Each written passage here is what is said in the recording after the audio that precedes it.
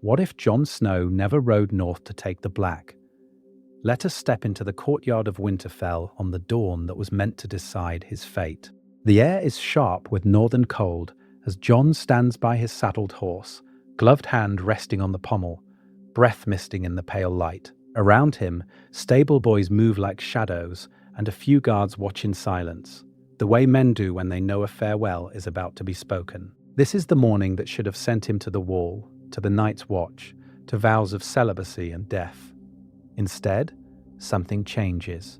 A rider thunders through the gate, cloak snapping, a black direwolf on his breast.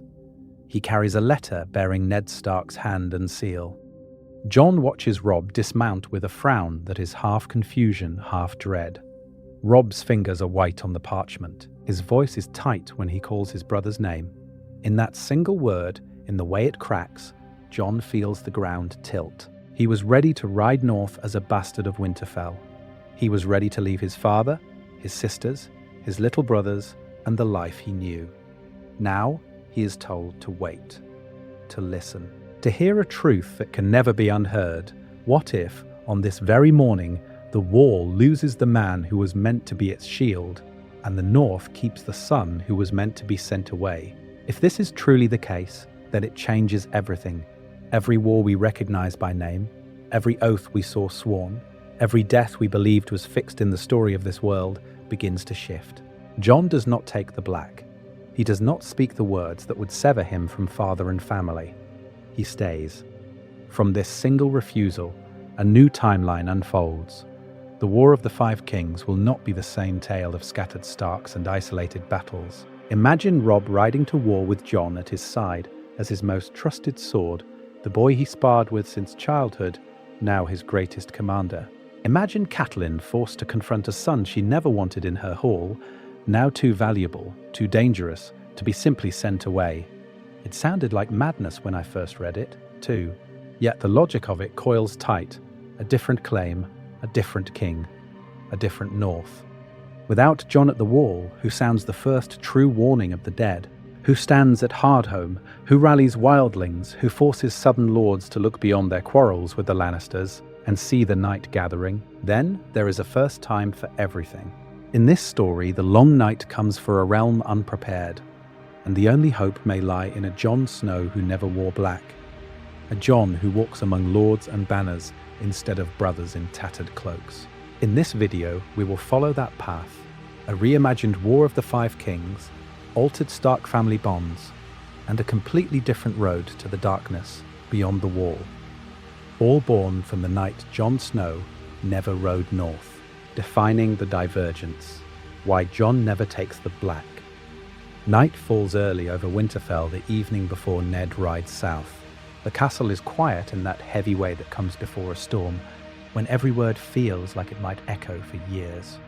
Jon stands in the yard, watching the last light fade over the godswood, already half in his mind at the wall. He has been living with that image for weeks, black cloak on his shoulders, brothers beside him who do not look at him as Catelyn does, as if his very presence is an insult. In Winterfell, he is a shadow at his own father's table, a reminder of some unspoken sin. At the wall, the old tales promise purpose, vows, a place where a bastard's name matters less than the sword in his hand. Catelyn's coldness has only sharpened that dream. Every time she passes him without a word, every time she flinches when Bran smiles at Brother Jon, the choice seems clearer. The Night's Watch is harsh, but it is simple. No inheritance, no claim, no question of what he is to the great Lord of Winterfell. Only duty, only the North. So when a guard finds him and says, "The Lord wants you," Jon assumes this is farewell. One last word before he rides away from the only home he has ever known. Instead, he finds Ned alone in his solar, the fire low, a half-written letter on the table. The seal of House Stark sits beside it, the direwolf glinting in the dim light. Ned looks older than Jon has ever seen him, not in years, but in weight, in the way his hand lingers over the parchment, as if every line might be a wound. He studies Jon for a long moment before he speaks, as though measuring truths he has never dared to share. "You wish to take the black," Ned says quietly. to ride north to the wall? Yes, father. The answer is ready. It has been ready for days, yet saying it aloud hurts more than he expected. It sounds like a parting. Ned's gaze does not waver. I would ask you to stay. The words strike harder than any practice blow. Jon freezes. Stay. All his life he has prepared himself to leave, to accept that Winterfell is Robb's, that he is something less, something other. Now the man he has tried so desperately to please is asking him to remain. Jon searches his father's face for explanation and finds only conflict. Ned thinks of Lyanna, of a promise whispered in blood and fever. If this is truly the case, then it changes everything. He cannot speak that truth. Not yet. Not with Robert Baratheon in his hall and Lannisters in every shadow. But another fear presses him just as hard. Robb will soon be lord in all but name, and Robb needs a true brother at his side, not just bannermen who bow when it suits them. It sounded like madness when I first read it too, Jon will think years later, remembering this moment as if it were written in that unfinished letter. A father begging a bastard son to remain when every story says the bastard must go. Ned's unease coils tighter. Robert is not the man he rode with in rebellion. The Lannisters smile too easily, watch too closely. Ned sees the way Cersei weighs his children with her eyes. He feels without proof that leaving the North undefended by more than a boy lord is folly. Then there is a first time for everything. Perhaps this time, a Stark must break his own pattern of silence to keep his family whole. Robb will need you, Ned says at last. Winterfell will need you. I would have you stay for a time. The wall calls to him with all its stark, clean certainty. Yet this is the first time his father has ever asked for him, not as duty, but as choice, to be wanted, to be needed. The ache of it almost breaks him. He nods, slowly, as if the motion itself binds him. As you wish, my lord. He tells himself it is only for a season. He will ride to the wall later, when his father returns, when Robb is steadier as future lord. He has no way to know that this small surrender, this single night's decision to remain in Winterfell, will ripple outward until it touches every crown, every banner, every shadow beyond the wall. The boy who does not ride north will one day decide the fate of the North itself. A different Winterfell, Jon's new place in the pack. Morning in Winterfell does not feel the same. The yard still rings with steel. The breath of men and boys still steams in the cold air, but Jon is no longer training as the boy already half gone in his mind. He moves beside Robb, not behind him, matching his brother's stance and footwork as Sir Roderick barks corrections, and there is an unspoken word hanging over every clash of their blades. Steward, shield, the one who will help hold this place if their father rides south and does not return quickly. Robb feels it first. He notices how Sir Roderick's eye lingers on Jon when he calls out commands, how Hallis Mollen speaks to Jon with the respect due a young lord, not merely a bastard with a quicksword.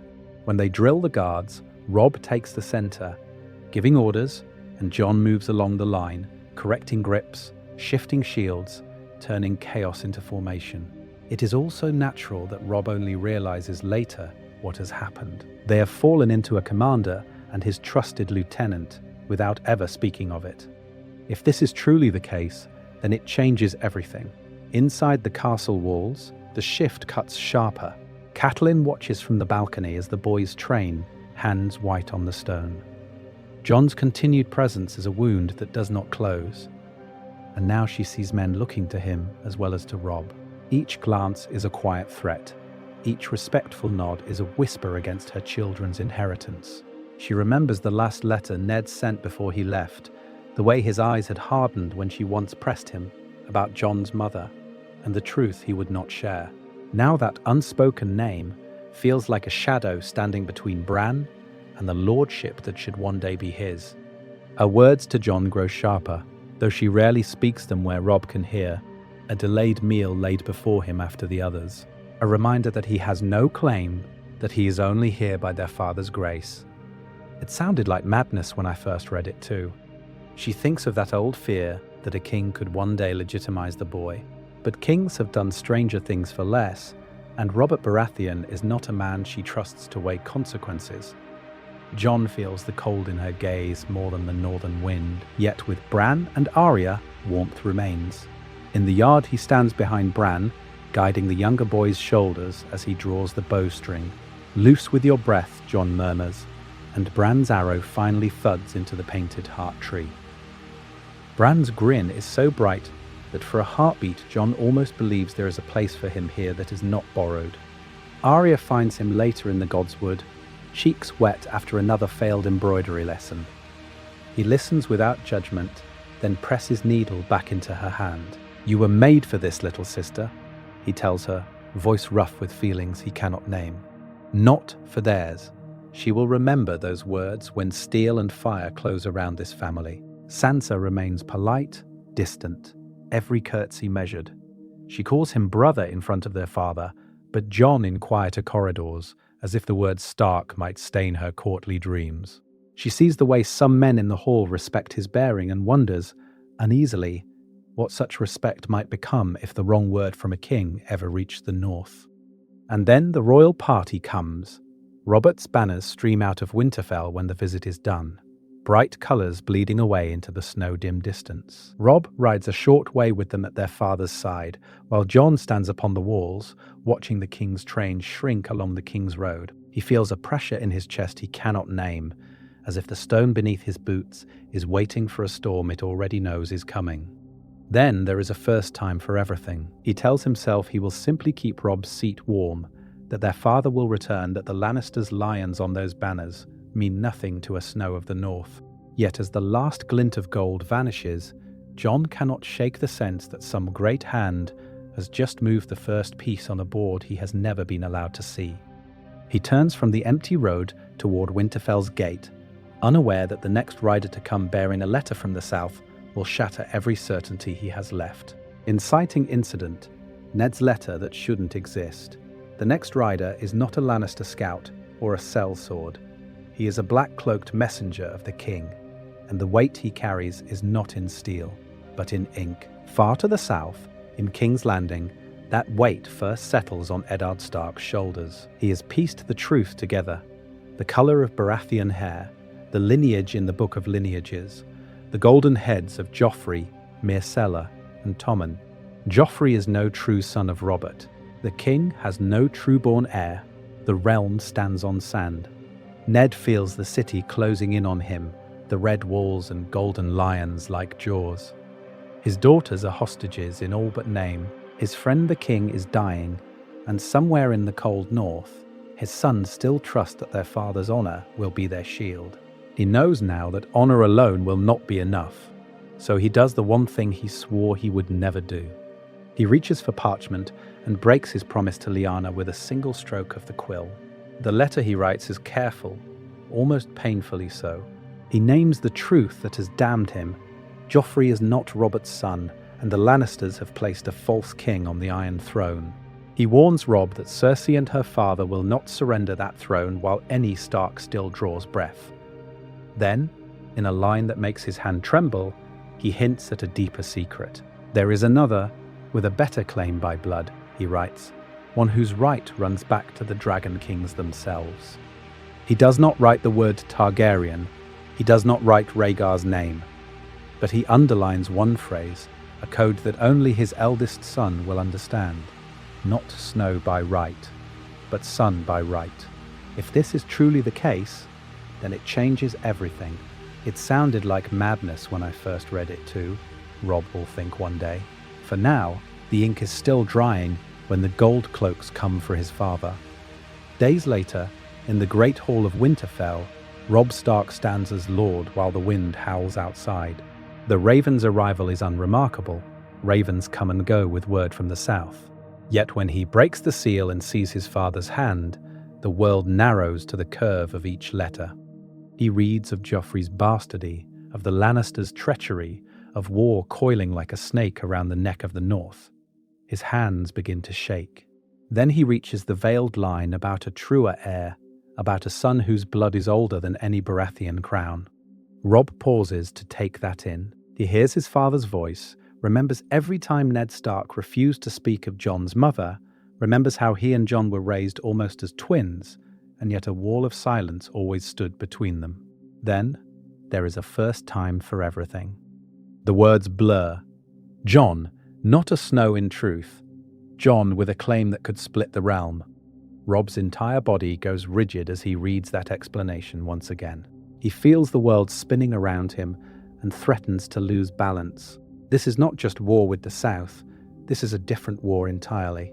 He lowers the letter, the hall suddenly too small. This changes everything, he whispers into the empty air. Jon can never be just a Snow again. And as the last word leaves his lips, some distant part of him understands. The next time he calls his banners, it may not be for a Stark at all, but for a king no one in the north yet knows exists. Robb's reckoning, brother, bastard, or heir. The candle gutters low, and Robb is still staring at the letter. Brother, bastard, heir. The words chase each other in circles until they blur, until his father's hand becomes a stranger's. Joffrey, no true king. His sisters, hostages. His father, marked for death. And beneath it all, like a buried sword in snow, the line that will not leave him. Jon is no Snow at all. His chest feels too tight. He has called the banners of the North for a Stark, for a wronged lord and a murdered hand. But if this is truly the case, then it changes everything. He sees the faces of the northern lords in his mind's eye, men who would die for Winterfell, men who still curse the Targaryen name. How will they look at Jon when they hear this truth? How will he? He does not sleep. At dawn he sends for Jon. They meet in the Godswood, as they always did when they were boys, wooden swords and scraped knees, and whispered boasts about who would be the better warrior. Now the Heart Tree watches two near men, each carrying a weight the other cannot yet see. The air is cold and wet, the red leaves hanging heavy like old blood that refuses to fall. Jon studies Robb's face, hearing the strain in his voice before a word is spoken. What has happened? Is it father? Robb cannot lie, but he cannot speak the whole letter either. Not yet. His hand tightens on the parchment until it crumples. Father wrote before they took him. He named the Lannisters traitors. He wrote that Joffrey is no true king, that the Baratheon line is broken. The throne should pass to Robert's brother, not to that boy. Jon goes still. Then this war, it is just. It sounded like madness when I first read it too. Robb's voice is hoarse, but it is father's word, his truth. He risked his life to send it. Jon's jaw works, anger and grim satisfaction warring in his eyes. The Lannisters have always been a distant enemy. Now they are suddenly close, suddenly personal. Then we fight for the right king. For the realm. That is only half of it, the lesser half. He forces himself to continue. There is more. About you. Jon's frown deepens. About me, I am no lord, Robb. I am only, you are not only anything. The words rip out of him. He smooths the letter with shaking hands and reads the lines he has traced a dozen times already, voice low as if the weirwood itself might carry the sound away.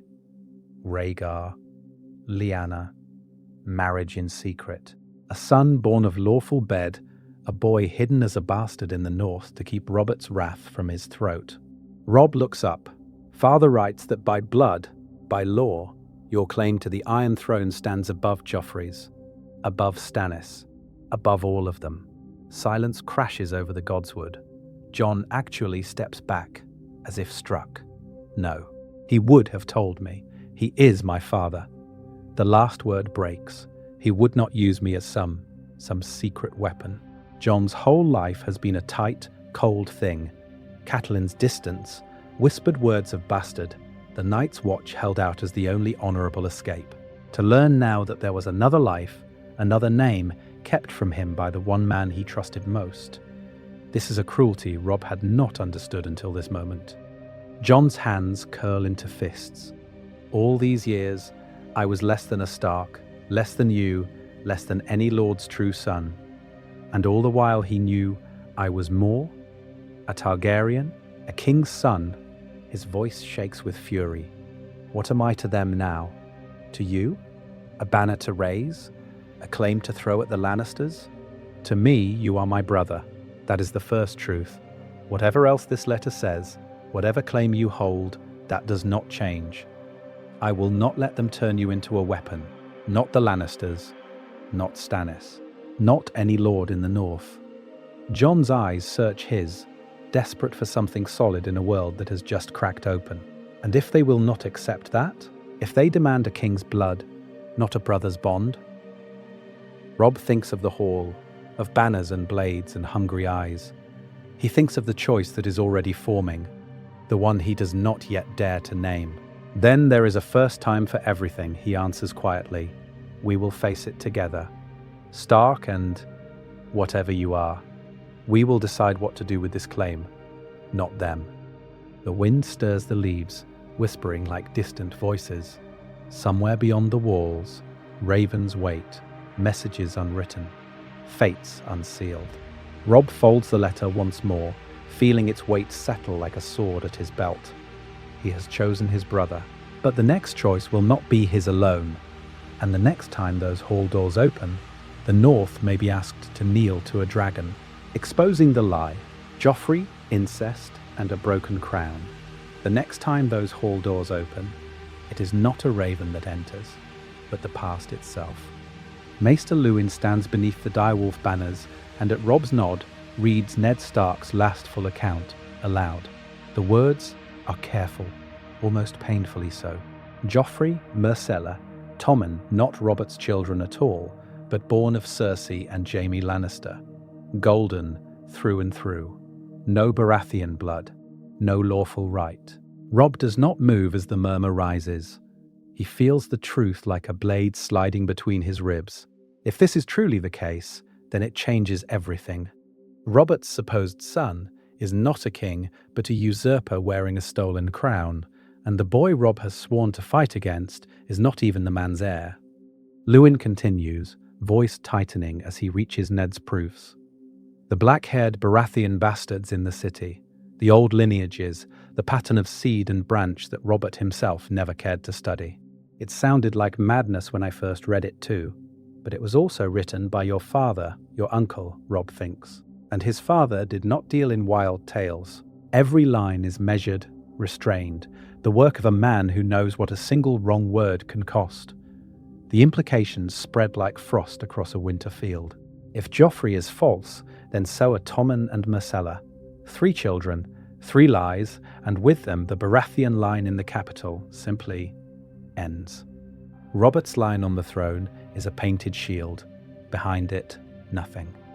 And that emptiness reaches backward, the rebellion that shattered the Targaryen dynasty, the years of blood and fire, all so that Robert could place another false king upon the Iron Throne without even knowing it. The man who overthrew a mad king has, in truth, left Westeros to a crown without a lawful head. In that void, names begin to gather like storm clouds.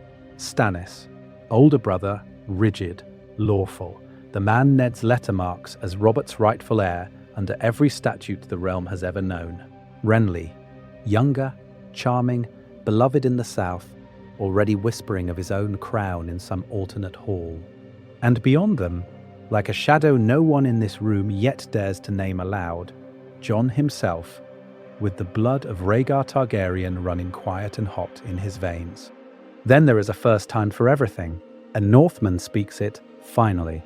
If Joffrey is no true king whose claim stands highest now, the question cuts through the hall. On parchment, the answer is Stannis. In hearts, it is less simple. For if Ned's word reaches the north and the Riverlands, if his final letter is carried from lord to lord, who will they trust more than Eddard Stark, the man who would die rather than bend the truth? Robb feels that weight settle. His father's honor is now a weapon. Once this secret leaves Winterfell, it will not merely challenge a boy on a throne. It will set every claimant, Baratheon, Lannister, and hidden Targaryen, on a collision course that no one, not even Jon, can easily survive. The secret of Jon's blood. From Snow to Targaryen. Robb thinks he understands the danger. A false king in King's Landing, a forged line of succession, a war of banners and blades. But the letter in his hand hints at a deeper peril, one that does not just threaten Joffrey's crown. It threatens the very story the North has told itself since Robert's rebellion.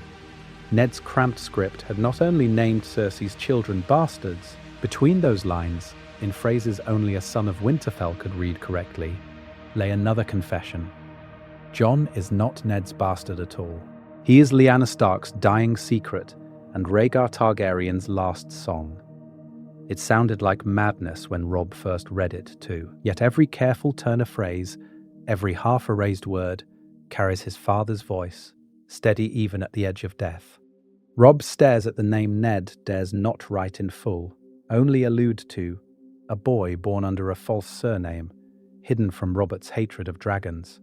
For years, Ned had worn the lie like another scar. He let the North believe he had betrayed Catelyn. He let Jon believe he was the living proof of that betrayal, all to keep Robert from learning that Lyanna had died for a Targaryen child, not from one. If this is truly the case, then it changes everything. Jon is no longer just the quiet brother in the shadows of Winterfell's yard. By blood, he is the son of the very prince Robert overthrew, the prince the North marched south to destroy. His existence makes a mockery of the simple tale of rebel and usurper, of traitor and rightful king. Robb feels his throat go dry as he traces the implications. If Rhaegar set Lyanna aside as his true wife, if their union was blessed by septon and sword, then Jon's claim is not merely that of a hidden bastard. It is the claim of a dragon born in snow, a boy who might stand before any lord in Westeros and say, "The Iron Throne is mine by right of blood." Then there is a first time for everything. Robb thinks bitterly, even for a Stark to shelter the rightful Targaryen heir. Yet Jon has never lived as a prince. He has lived as a Snow, as the boy left out of family councils, as the one Catelyn would not look in the eye, as the sword brother who trained beside Robb but never truly stood beside him in the hall. His whole identity has been shaped by the shame of a father he never had. Now that same father's letter whispers that his shame was a shield. In Robb's mind, the North itself seems to split along that same line. Jon is Stark and Targaryen, ice and fire in a single body. To raise him up is to bind the North to the very dynasty its banners helped topple. How will Karstark or Umber react when they learn their new war leader is the dragon's grandson? How will they weigh their oaths to Winterfell against the memory of burned fathers and murdered kin? Robb imagines the hall when this truth is spoken aloud. Some lords will see a chance to place a man they trust on a throne they fear. Others will see only dragonfire creeping back over the neck. With that, the gathered lords all raise their swords and cheer his name, or they turn those swords on him instead. And so the question coils tighter around Robb's heart. If this truth ever comes out, is Jon Snow the North's greatest hope, or its greatest risk? Claims, oaths, and treason. Robb feels that question like a blade at his throat. Because beyond the walls of Riverrun and Winterfell, the entire realm is already balanced on a knife's edge. To the south, Stannis Baratheon broods on Dragonstone, clutching his own letter like a writ of destiny. In his mind, he is Robert's lawful heir, the only man with a clean legal claim once Joffrey's bastardy is exposed. The law is a hard thing, like Stannis himself. It does not bend, it breaks. Yet even as he sharpens his right to the throne, another brother moves. Renly gathers banners in the Reach, not with law, but with smiles, feasts, and easy promises. Lords flock to him because they like him, because they fear the Lannisters, because they think the storm of war will be softer under a young, charming king. Popular support, not parchment, is his armor. Against this backdrop, Robb watches from the north and understands the cruel truth. The realm is already choosing between two Baratheons before it ever hears the word Targaryen. But the north is different. The north remembers its lords swore oaths to a king who smashed dragon skulls and promised an end to madness and lies. If this is truly the case, then it changes everything. Because when Ned's letter reveals that Robert's supposed son is a fraud, and that Robert himself may have slain the wrong prince, What does an oath to the Iron Throne even mean if the throne itself rests on falsehood? Jon's blood makes that question burn. He has been raised a Stark in all but name, taught by the same father, trained beside Robb, bound to the same harsh code of honor. Yet if the letter is true, he is also Rhaegar's son, the living echo of the man Robert hated most. Robb imagines the great hall of Winterfell filled with northern lords, each one weighing duty to their dead king against duty to the truth now laid bare. Some will say, "We swore for Robert, not for Lannisters." Others will whisper, "We fought to end dragon rule, not restore it." In the south, word would travel slower, but it would travel. A Stark-raised Targaryen, a king's son who calls Eddard Stark father. It sounded like madness when I first read it too.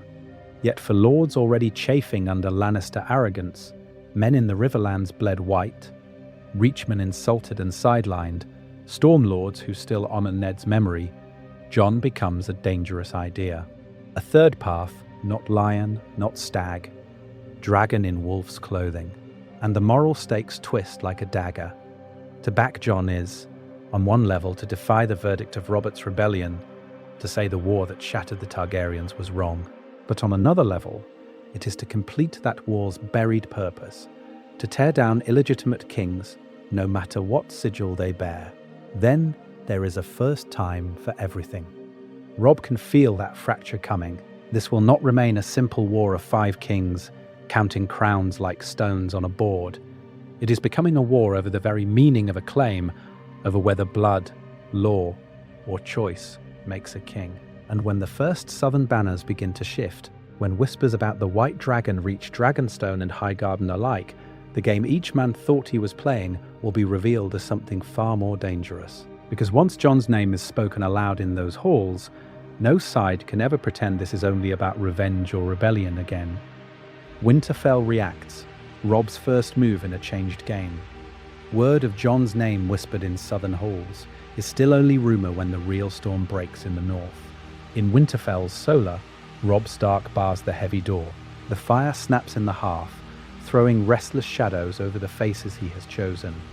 The Greatjon Umber looming like a bear in mail, Roose Bolton pale and unreadable, Maester Luwin with ink on his fingers, and Catelyn Stark, standing stiff by the window as if ready to flee. This is no formal council. This is a reckoning. Robb lays his father's letter on the table and smooths it with both hands. His knuckles are white, his voice is not. "Father wrote before they took him," he says. "He sent me the truth of what he found in King's Landing." The word truth hangs in the air like a drawn blade. He forces himself to meet each lord's eye in turn. Joffrey Baratheon is no true son of King Robert. The Lannisters have put a bastard on the Iron Throne. The Greatjon is on his feet before the last word leaves Robb's mouth. "I knew that lion whelp smelled wrong," he growls. "They murder your father's men, steal your father's hand, and now this. Call the banners, Robb. We'll tear the red keepstone from stone." Roose does not rise. He only tilts his head, pale eyes glinting. If this is truly the case, then it changes everything. A false king makes every oath in the realm flexible. "My lord, such a claim is treason unless proved beyond doubt. Your father risked much to send this. He must have believed his life forfeit." Robb hears the Maester, hears the Greatjon, hears Roose, but beneath them all he hears his father's steady tone as he read the letter alone by candlelight. It sounded like madness when I first read it too, but it was written in his hand and sealed with his direwolf. And what has this to do with Jon? Catelyn's question cuts through the room. Her eyes are fixed on the folded edge of the parchment, as if the ink itself is an enemy. This is a matter for lords and kings, Robb, for Starks, not for she swallows the last word.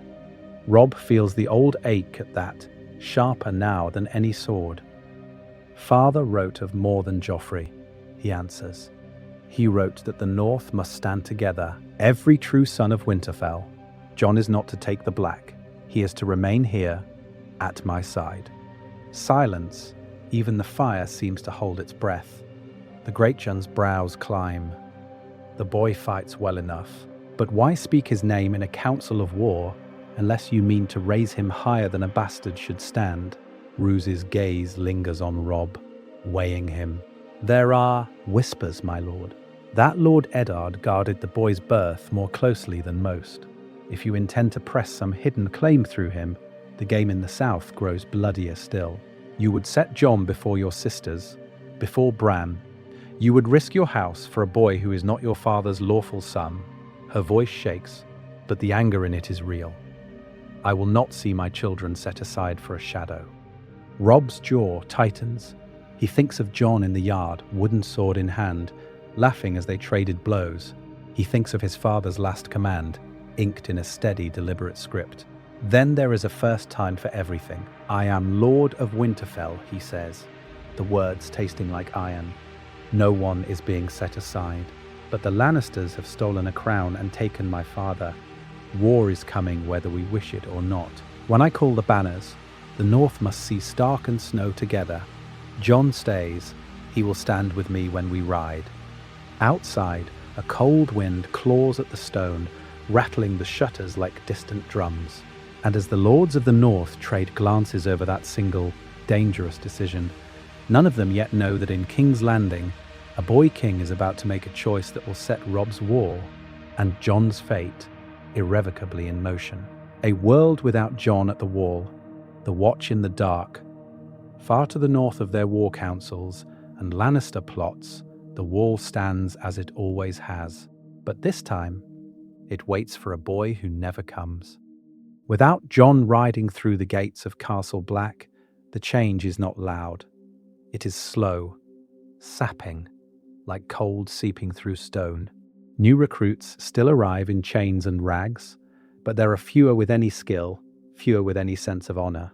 There is no stark-faced youth to shame them into training harder, no quiet, stubborn presence to pull them towards something better than survival. The yard feels different, colder. Samwell Tarly still stumbles off the cart, soft and terrified, but there is no Robb's half-brother stepping between him and Sir Alliser Thorne. The first time Thorne orders Sam to fight, no one moves, no one calls out.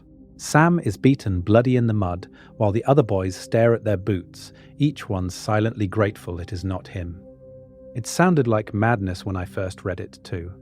Yet if this is truly the case, then it changes everything.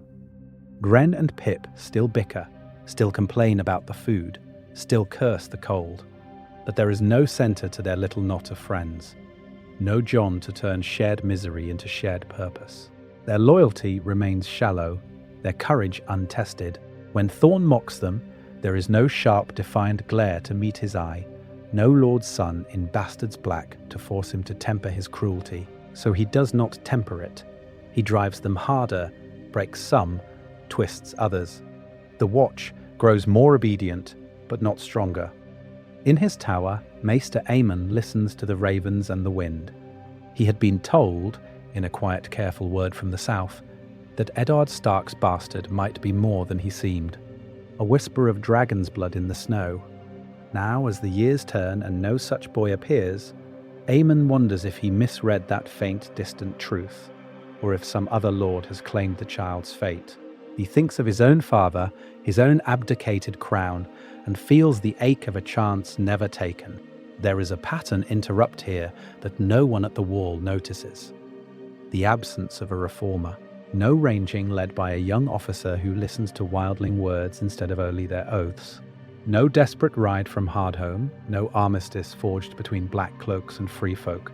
Mance Rayder still gathers his people, but when they crash against the wall, there is no Jon Snow to argue that the dead are the true enemy. So who stands between the living and the dead when winter finally walks?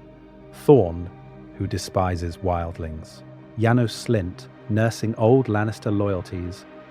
Perhaps a nameless, weary commander, elected because no one better stepped forward. Then there is a first time for everything, a first time the wall faces the storm without a stark-blooded lord in black. And as the white winds rise beyond the trees, the question grows colder, sharper, more dangerous than any sword. When the dead come, will there be anyone left at Castle Black who can hold the line at all? Robb's summons, brother, commander, and possible king. The white winds howl beyond the walls of Winterfell when Robb sends for Jon. The great hall is half shadow, half firelight, the banners of stark grey and direwolf white stirring in the draught. Robb waits alone at the high table, Ned's letter open before him once more, the wax broken, the words now burned into his mind. His jaw is tight, his hand trembles, just once, before he stills it on the wood. Jon steps in, cloak dusted with frost, cheeks raw from the cold. He expects another argument about the watch, another reminder of oaths not yet sworn. Instead, he sees the letter, their father's seal, the way Robb's eyes will not quite meet his. "Close the door," Robb says. His voice is hoarse. "No guards, no maester, just us." Jon obeys, feeling the air grow heavier as the hall shrinks down to the two of them and the truth lying between. Robb studies him for a long moment, as if measuring a man he has known his whole life and yet not at all. When he finally speaks, the words come slow, deliberate. "I showed you the name," Robb says. "Rhaegar. Lyanna, I did not show you the rest." He turns the parchment so Jon can see the cramped, familiar hand, the line that has haunted him since the Raven came. If this is truly the case, then it changes everything. "Ned wrote that?" Jon whispers. "Father wrote that about me." Robb nods. "He says your claim is lawful, that you are no bastard, that if Robert falls, the realm has a true king it does not yet know." He swallows. "It sounded like madness when I first read it too, but it was also written by our father, our lord. I cannot pretend it is nothing." Jon feels the hall tilt. King, claim, Southrun crowns and dragon blood. He had wanted black wool and cold stones, a simple life at the edge of the world. This is something else entirely. It terrifies him. It shames him that a small buried part of him is honored. "I am no king," Jon manages. "I am your brother. I am a Snow of the North." Robb's gaze hardens. "You are my brother, and I need my brother. Not in black, not thrown away on a crumbling wall while the Lannisters sharpen their knives. Sending you to the Watch now would be a waste the North cannot afford." He rises, the young Lord of Winterfell, suddenly looking older than his years, shoulders bowed beneath invisible iron. "War is coming. Word of father's arrest will spread. When the banners are called, I will ride south. I need a commander here I trust more than any hired sword." Jon's heart hammers. Commander. The word feels heavier than any blade he has ever lifted. "You will train the men," Robb continues. "Drill every boy who can hold a spear. See to the stores, the walls, the ravens. Winterfell must stand if I fall. And when I ride, you ride at my right hand. You will speak with my voice when I cannot be in two places at once." Jon thinks of the boys in the yard, of old Ser Roderick drilling them until their arms shook. He thinks of Catelyn's cold eyes, of lords who will bristle at taking orders from Ned Stark's bastard, no matter what some hidden letter claims. Then there is a first time for everything. "What if they will not follow me?" Jon asks. "What if they see only snow? Because I will stand beside you until they do." Silence stretches between them, broken only by the crackle of the fire and the distant howl of a direwolf. At last, Robb steps down from the dais, closing the distance not as lord to sworn man, but as brother to brother. "If I must be a king," Robb says, voice low, "I do not want to be one without you. Father trusted you with the truth he never told me. Let me trust you with everything else." Jon looks at the letter, at Robb, at the hall that raised them both. He feels the weight settling on his shoulders, colder than the snows outside, fiercer than any blade. He does not know yet that this choice will echo from Winterfell stones to the farthest deserts of Dawn, that other lords and queens will soon test the strength Robb now calls upon.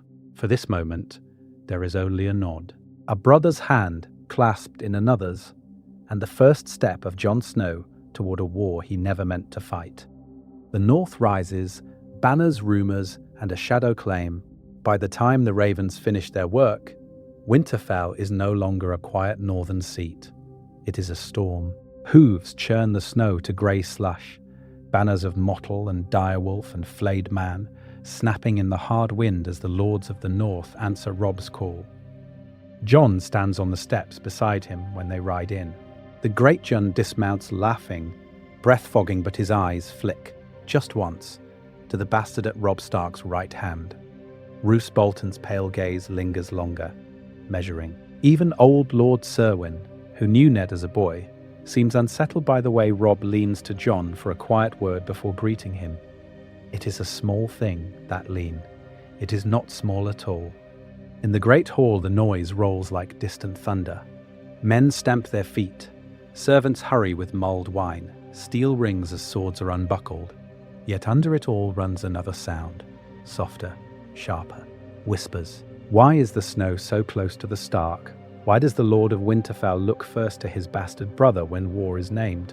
Retainers trade rumours near the hearth, while minor lords pretend not to listen.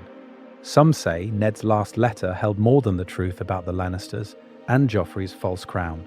Some say their dead father wrote of a different king entirely. It sounded like madness when I first read it too, Robb thinks, fingers brushing the hidden parchment. But the words burn hotter than the fire.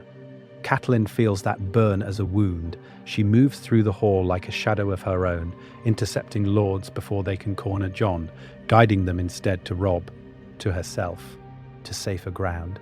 When she finds Jon at Robb's war table, bent over a map of the Trident, she presses her voice low and tight. "Your place is in the yard with the men, not here with the lords," she says. Robb does not look up. "His place," he answers, "is where I need him." The line is drawn there. Though no one names it, night after night, Jon remains. He suggests a forced march through the Wolf's Wood to avoid Lannister scouts, a feint toward Moat Cailin to confuse the south. Robb listens. More dangerously, Robb obeys. If this is truly the case, then it changes everything.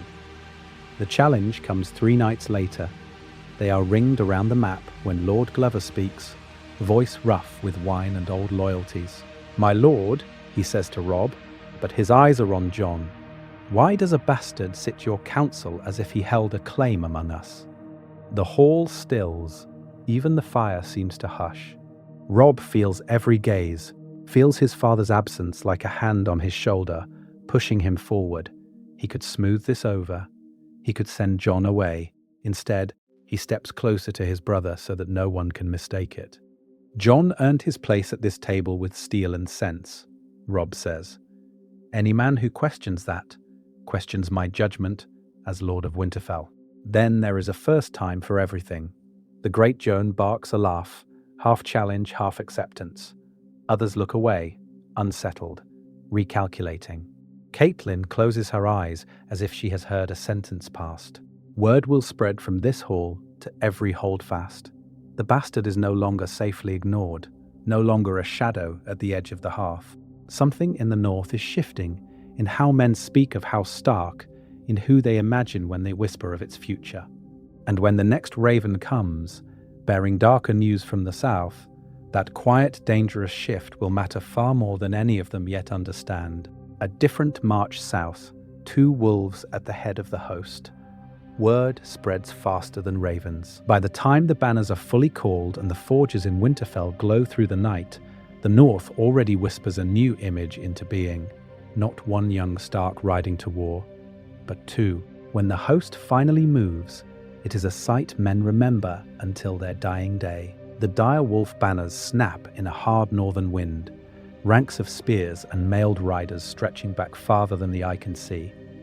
And at the very front ride Robb and Jon, side by side. Robb wears the heavy mantle of Lord of Winterfell and would-be king. Jon rides a step behind and half a horse's width to the right, close enough that any man looking up the road sees them as a single line, a single stark shape cut against the grey sky. Robb feels the weight of that. He remembers their father's word on the training yard, the way Ned would set them against each other with blunted swords, then stop the bout to ask why they chose a feint here, a shield bash there. Jon had always seen the angles first. Robb had always felt the pull of command. Now, as the column snakes south, those old lessons harden into a campaign. Robb gives the orders. Jon asks the questions no one else thinks to ask. Why would Tywin leave the golden tooth so lightly held? Jon wonders aloud over a rough camp map, fingers tracing passes and rivers. If this is truly the case, then it changes everything. The great Jon snorts at first, loud and dismissive. Karstark's eyes are colder, measuring. A bastard speaking of the Lannisters' strategy. It sounded like madness when I first read it too, Robb thinks, remembering his father's last letter and the wild truth it carried. But then Jon proposes a night march with picked men, slipping around a hill the scouts had written off as useless, and at dawn their riders fall like a hammer on an exposed Lannister foraging party. Steel rings. Men die. Jon returns with a bloodied sword and 3 captured knights, who swear they were the screen for a larger host further west. The great Jon eyes him differently after that, laughter replaced by something like respect. Karstark nods once when Jon speaks in council, not to a bastard, but to a Stark who has proven he can read a battlefield as well as any lord. Yet the old lines do not vanish, not completely. When Robb asks Jon to carry his word to the rear, some grumble at taking orders from a Snow. When Jon volunteers for the most dangerous scouting rides, no one stops him. Robb feels that cut both ways. Jon can take risks a named heir cannot. Jon can vanish into the dark with a dozen riders where a king's son would drag an army in his wake. Then there is a first time for everything. One night, Lannister outriders nearly turn their flank. Jon's watchful eye and a swift countercharge keep the north from being rolled up in its sleep. By dawn, men are telling the story in every campfire circle. 2 wolves at the head of the host, one to hold the line, one to hunt the unseen threat. The march south no longer feels like boys playing at war. It feels like a house remembering what it is. The north is not just following a boy king now, it is following a pair of Stark wolves who fight as one. And somewhere ahead in the Riverlands choked by Lannister fire, that unity will be tested harder than any of them yet dare to imagine. Crossing the Twins, Frey calculations in a world with Jon. The test comes at a narrow bridge of stone and timber. The Northmen reach the Twins tired, angry, and eager to drive the Lannisters from the Riverlands, only to find their whole war halted by one petty ancient lord with too many children and too little honor. Robb sits his horse before the green, sluggish river, staring at those ugly towers, feeling the weight of every eye on his back. They cannot swim an army across. They cannot march around. They must cross here, or the war breaks. In canon, this is where Robb pays in flesh and future. Walder Frey's price is marriage. Hostages, binding threads that will drag House Stark down if they are cut. If this is truly the case, then it changes everything. Because this time, Robb is not the only highborn young man at his side. Jon is here, riding beneath the White Dragon and Grey Direwolf, the quiet shadow at his brother's right hand.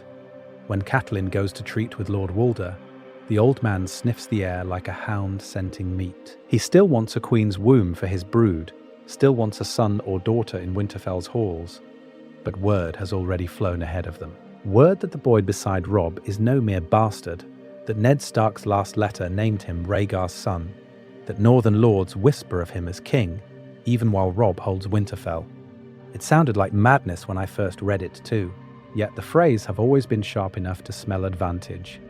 A bastard might be lesser, a bastard who might be legitimized by a northern crown, or by a Targaryen claim, is another matter entirely. Robb and Catelyn argue in a dim, smoky tent, while the river mists curl outside. Catelyn's voice is low, but hard as drawn steel. Jon is your brother, yes, but he is also a piece on the board. Your father used every piece he had, even the ones he hated, to move. She reminds him that his own betrothal is already a weapon, that Sansa and Arya are scattered, that the Freys will not be cheated twice. To offer Jon's hand to a Frey girl, to bind him as a consort or future lord of the Crossing, might save thousands. Robb's whole body goes rigid at that.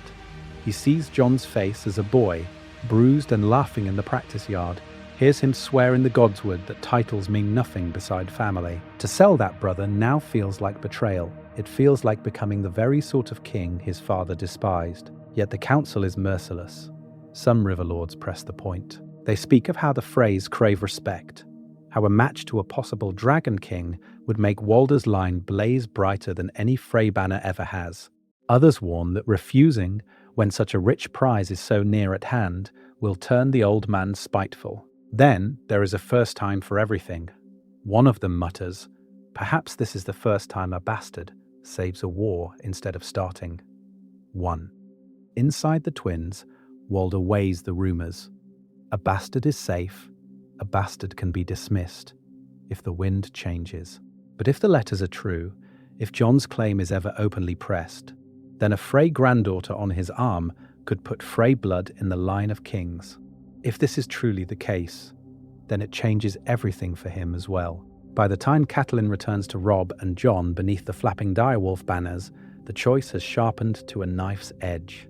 Bind Jon Snow to House Frey and secure the crossing, or refuse and trust an old man's grudging word that he will still lower his bridge. Robb looks from the towers to his brother from the river to the road south. Whatever he says next will echo all the way to King's Landing. And for the first time since Ned's death, Robb wonders whether saving the war might mean sacrificing the one person who still feels like his true reflection. A bargain of blood and names, Jon as a political pawn. Robb's answer at the twins is not a sword stroke. It is a sentence. He looks at the dark water, at the towers bristling with spears, and then at Jon beside him, this brother who is and is not his mirror. The war needs this bridge. The North needs this bridge. But Walder Frey has made it perfectly clear he wants more than songs and empty promises. He wants a piece of the Stark future he has been denied his whole life. If this is truly the case, then it changes everything. The thought comes to Robb like a blow. Jon is no longer just the quiet shadow at his side. He is the hidden son of Rhaegar, the living answer to a dead king's broken realm. A claim like that can buy more than a crossing. It can buy loyalty, or at least the pretense of it. So Robb makes the offer. Word goes through the camp that night. A Frey daughter for Jon Snow, with Robb pledging that when the war is won and the truth of Ned's letter can be spoken aloud, Jon will be named lawful son and stand as a true Stark. It sounded like madness when I first read it too, to trade away the one person who still feels like his true reflection. But Robb hears his father's voice, weighing duty against love, and chooses as Ned would have chosen. Jon hears it last. He is summoned to Robb's tent, the air thick with the smell of damp wool and fear. Robb explains in halting words, each one feeling like a stone laid on his brother's chest. A wife he has never met, a house that mocked his name for years, a promise of legitimization dangled like a reward for obedience. Jon's first feeling is simple: betrayal. He has bled for Robb, ridden at his side, watched the Lannisters burn under their banners. Now he is a piece on a board. Then the second feeling comes, slower, colder, more dangerous: understanding. If he refuses, the North may drown here at the twins. If he accepts, they live to march south and drag Joffrey from his throne. Across the camp, Catelyn receives the news with a relief she does not dare voice. Jon married into House Frey is no longer a free threat to Robb's line. No sudden royal decree can make him Lord of Winterfell over her trueborn sons. If he is bound to the River Lords, his loyalties split, his future tangled. Yet she also sees the trap. By tying him into their bargain, they have made him indispensable to Walder Frey's pride. And Walder is delighted. A possible Stark son-in-law is one thing. A potential Targaryen-adjacent lord, whispered of in half-truths and careful omissions, is another. The old man does not know the full story, but he knows enough. That Ned Stark hid this boy, that the Lannisters fear any rival claim, that the North has bent its banners towards him. Then there is a first time for everything, Walder thinks, even for Freys to be close to dragons. The acceptance comes quietly. In the dim light of the Sept of the Twins, before any vows are spoken, Jon stands alone before the stranger's altar. No father, no true name, only the weight of a war and a bridge, and a brother's desperate choice settling on his shoulders. "If I must be their pawn," he whispers, voice barely more than breath, "then I will be a dangerous one." Somewhere below, Frey girls are being lined up like horses at market, and Walder counts his new advantage. None of them yet understand what kind of piece they have just placed on the board, or how far that piece is willing to move when the game turns bloody. Whispering Wood rewritten. Jon's first great victory. By the time the moon rides high over the Whispering Wood, Jon is no longer a piece on Walder Frey's board. He is the unseen blade in Robb's hand. The Lannister camp sprawls below them, fires like scattered embers among the trees. Men laugh, horses stamp, armor glints in broken flashes through the branches. Robb studies it from the ridge, grey wind pacing at his side, and feels the same tightness in his chest he knew when he first read their father's letter. One wrong move, and the North bleeds out here in the dark. Jon kneels, fingers pressing into damp earth. The forest speaks to him in roots and shadows, in the way sound carries between trunks. He maps it in his mind, the narrow deer trail curling behind the main road, the shallow stream that will swallow hoofbeats, the thickets that can hide 100 northern spears. If this is truly the case, then it changes everything. They do not need to trust Roose Bolton's cold counsel if the trees themselves will be their ally. "Give me the flank," Jon says quietly. 2,000 horse. "When you strike the road, I will already be in their camp." Robb hesitates. This is his first great throw of the dice as a king in the north, his first true test since Joffrey took their father's head. To divide his strength now feels like tearing his own body in half. But he looks at Jon, male dark, eyes steady, every inch the son of a king that no one south of the neck will yet name, and the doubt wavers. Take the Karstarks and the Umbers, Robb decides. If you fail, then there is a first time for everything, Jon answers, and there is not a trace of jest in it. The flank moves like smoke. Jon rides at the point, Ghost padding ahead, white fur a pale ghost flame between the boles. They ford the stream at a bend where the banks are low, water swallowing the sound of iron and leather. No drums, no banners, only the soft word of command passing from rider to rider, Northmen trusting a man they once dismissed as a bastard to lead them through the dark. When the signal comes, Robb's horn, 3 low calls from the road, Jon is already in motion. His force pours down on the rear of the Lannister camp as Robb crashes into the front, the 2 blows meeting like a closing fist. Tents collapse, horses scream, red and gold cloaks whirl in panic as northern riders erupt from the trees. Jon drives straight for the cluster of mailed knights rallying near the command fire. He has studied their shields by torchlight, memorized the sigils of those whose capture will shatter Lannister resolve. His charge smashes into them, ghosts leaping at throats as Jon's sword batters aside a lion helm and takes the man beneath the chin. Another knight falls, arm severed, as Karstark men drag him down with curses for their slain kin. They take a half-dozen highborn captives alive, another handful dead on the trampled ground. More than numbers, it is the speed that breaks the Lannisters, the sense that the forest itself rose against them, that Robb's army was everywhere at once. Afterward, under branches heavy with smoke, northern lords watch Jon move among the wounded. He speaks softly, steadies a frightened boy from House Torhart, clasps Greatjon Umber's forearm in thanks for the timely wedge that sealed the rout. The whispers begin, as they always do, half grudging, half wondering. "Stark steel," they say. "Fights like a king's son," they murmur, and this time no one bothers to add the word bastard. Roose Bolton stands apart, pale eyes unreadable, his counsel for once unnecessary. Robb feels it like a stone lifted from his shoulders.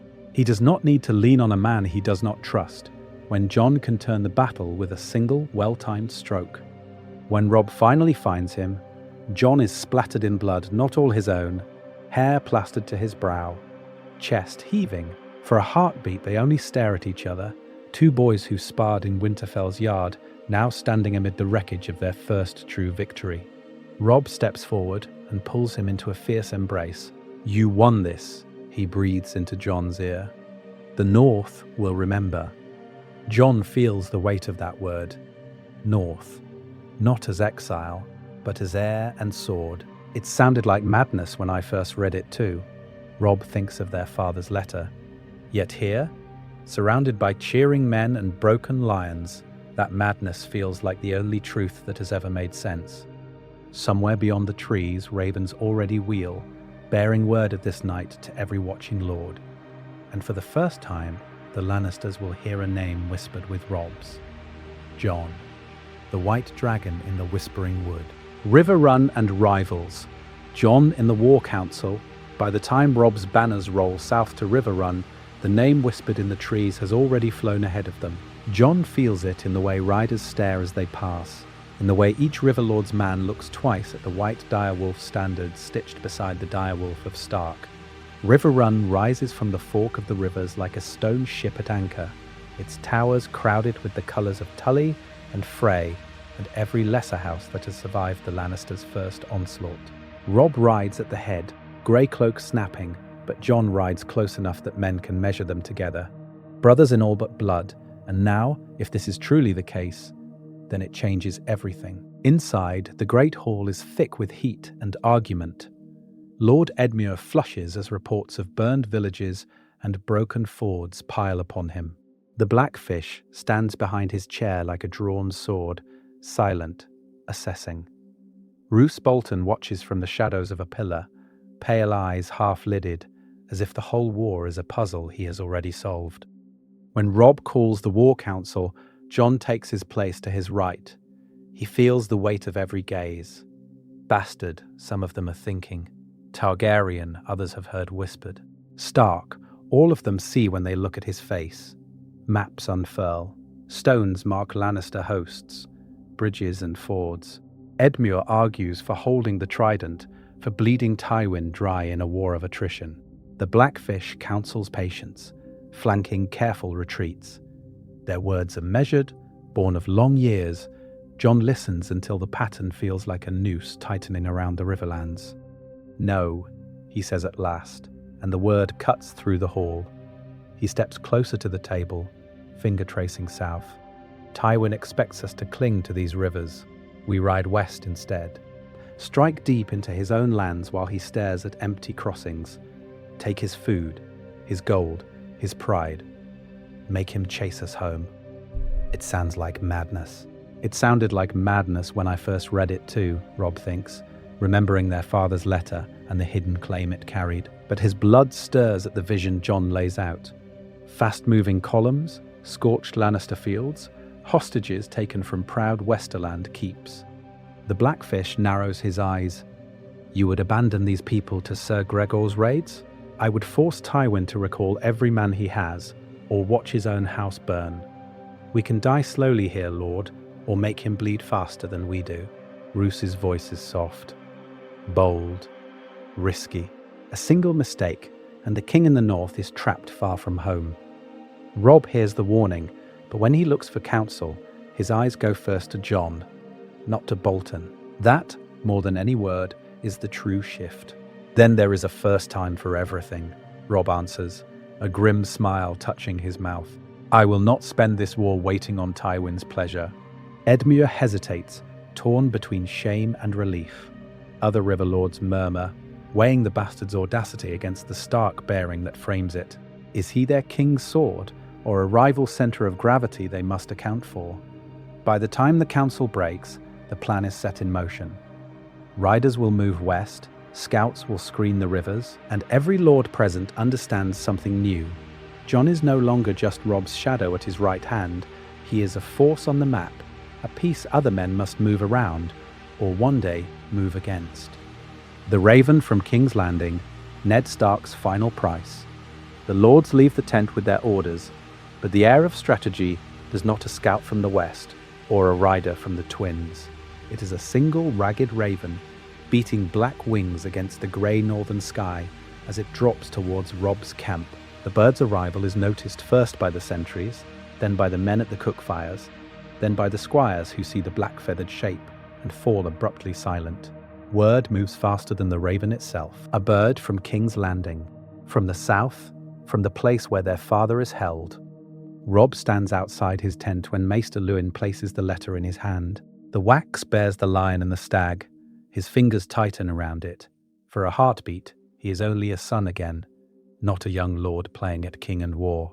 "Jon," he says quietly, "come." Jon steps in close, armor creaking, the weight of his new claim suddenly nothing compared to the weight of that seal. Robb breaks it. The parchment crackles. His eyes track the words once, twice, as if the truth might change if he reads it again. He sways. He does not fall. The sentence is simple. Lord Eddard Stark, father and hand of the king, has been executed for treason on the order of King Joffrey Baratheon. Jon watches the colour drain from Robb's face. He feels his own vision blur, as if someone has driven a mailed fist into his chest. For a moment, he hears nothing but the rush of blood in his ears. Father. Executed, like a common criminal, like a traitor. Robb's voice is a hoarse whisper. Read it. He forces his eyes to move over each word, over the false confession, over the lies about the Lannisters, over the neat courtly script that reduces a great lord to a warning.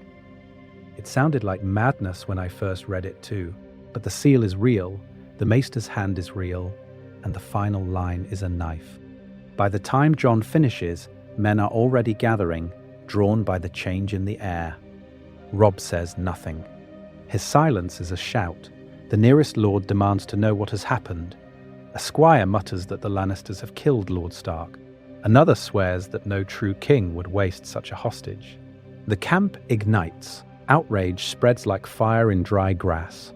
Some call for an immediate march on King's Landing. Others for every Frey and Westerling to swear again that they stand with the North. If this is truly the case, then it changes everything.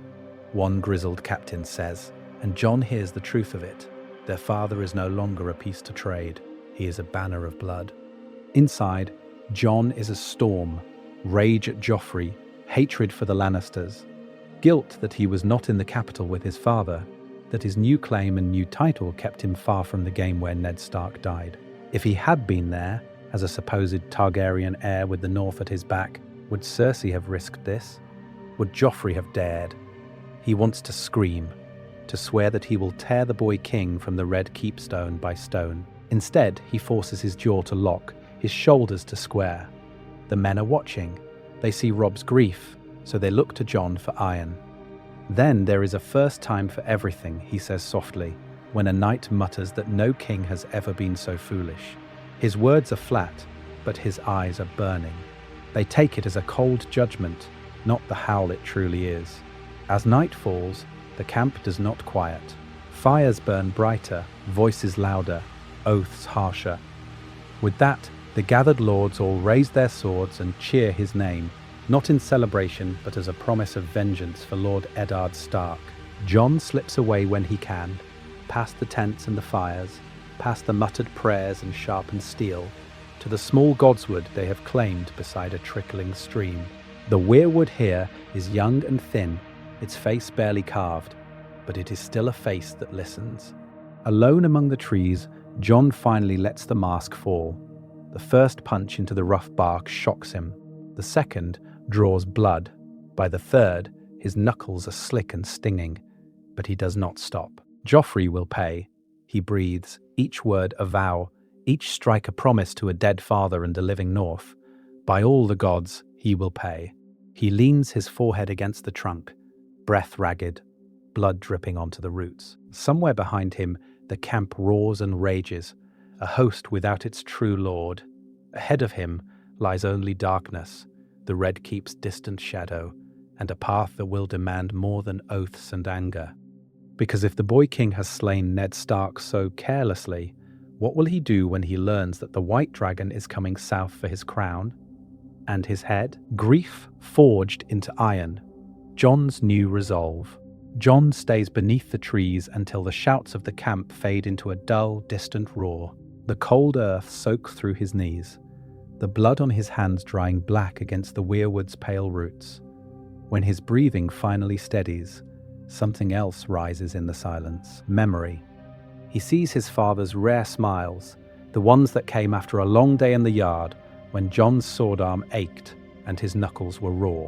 Ned would only nod, just once, but Jon had lived on that single wordless approval for weeks. He remembers quiet lessons in the solar, maps spread before them, Robb on one side and Jon on the other, as their father traced the King's Road and spoke of duty, of the North, of the cost of every banner raised. And beneath all of it, the weight of the secret Ned never spoke. The truth, in that final letter, Rhaegar, Lyanna, a claim Jon never asked for, but which now feels like a blade pressed into his palm. Guilt cuts deeper than any steel.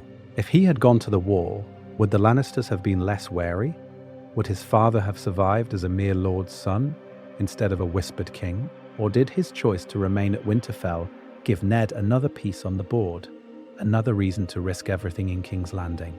If this is truly the case, then it changes everything. He thinks of Robb, of the North in arms, of boys younger than Bran marching under the direwolf because Joffrey thought a head on a spike proved he was king. What does Jon owe his father now? Obedience to Ned's last restraint, or vengeance for the mercy that was thrown back in his face? The answer comes slowly, like dawn through fog. He cannot be Ned Stark. Then there is a first time for everything.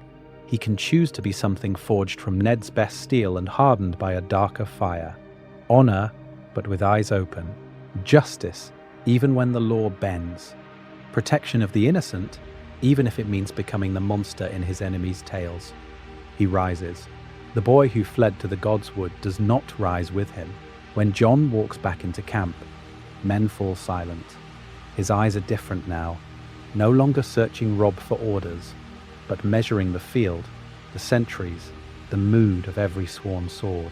He moves through the chaos with purpose, correcting a watch rotation here, ordering extra scouts there, speaking with a clarity that makes seasoned captains straighten. Robb watches him, stunned. This is the same brother who once laughed with him in the yard, yet his voice now carries the certainty of a lord and the edge of a king. It sounded like madness when I first read it, too, Robb thinks of the letter. But seeing Jon now, he feels the North itself shifting around that truth. Only when the fires burn low does Jon allow himself one last weakness. Alone beside his tent, he stares northward, toward Winterfell, toward the quiet Godswood where his father once stood so still among the falling leaves. "Father," he whispers, the word breaking in the cold air, "I will not let the North be broken, not by Lannisters, not by any king. If I must wear a crown of swords to keep it whole, I will." But the next time the South looks north, they will not see a grieving boy. They will see the white dragon and a resolve forged in grief and iron. The crownless king, Jon's conditional claim. The Godswood falls silent again, after Jon's whisper, the last shiver of his vow fading into the dark. Yet even as he promises the North his steel, another question coils in his mind like a hidden serpent. What if the only way to keep that vow is to reach for a crown he never wanted? That night, long after the war camp has gone quiet, Robb finds Jon outside the command tent, the pale light of the moon silvering the white streak in his hair. Robb has not slept, his eyes are raw, his voice hoarse from shouting orders and from grief that refuses to fade. "Jon," he says, and the word feels heavier than brother. When I read Father's letter again, I thought, if this is truly the case, then it changes everything. He knows which line Robb means. The line that named his father not as Ned, but as Rhaegar. The line that made his blood a weapon.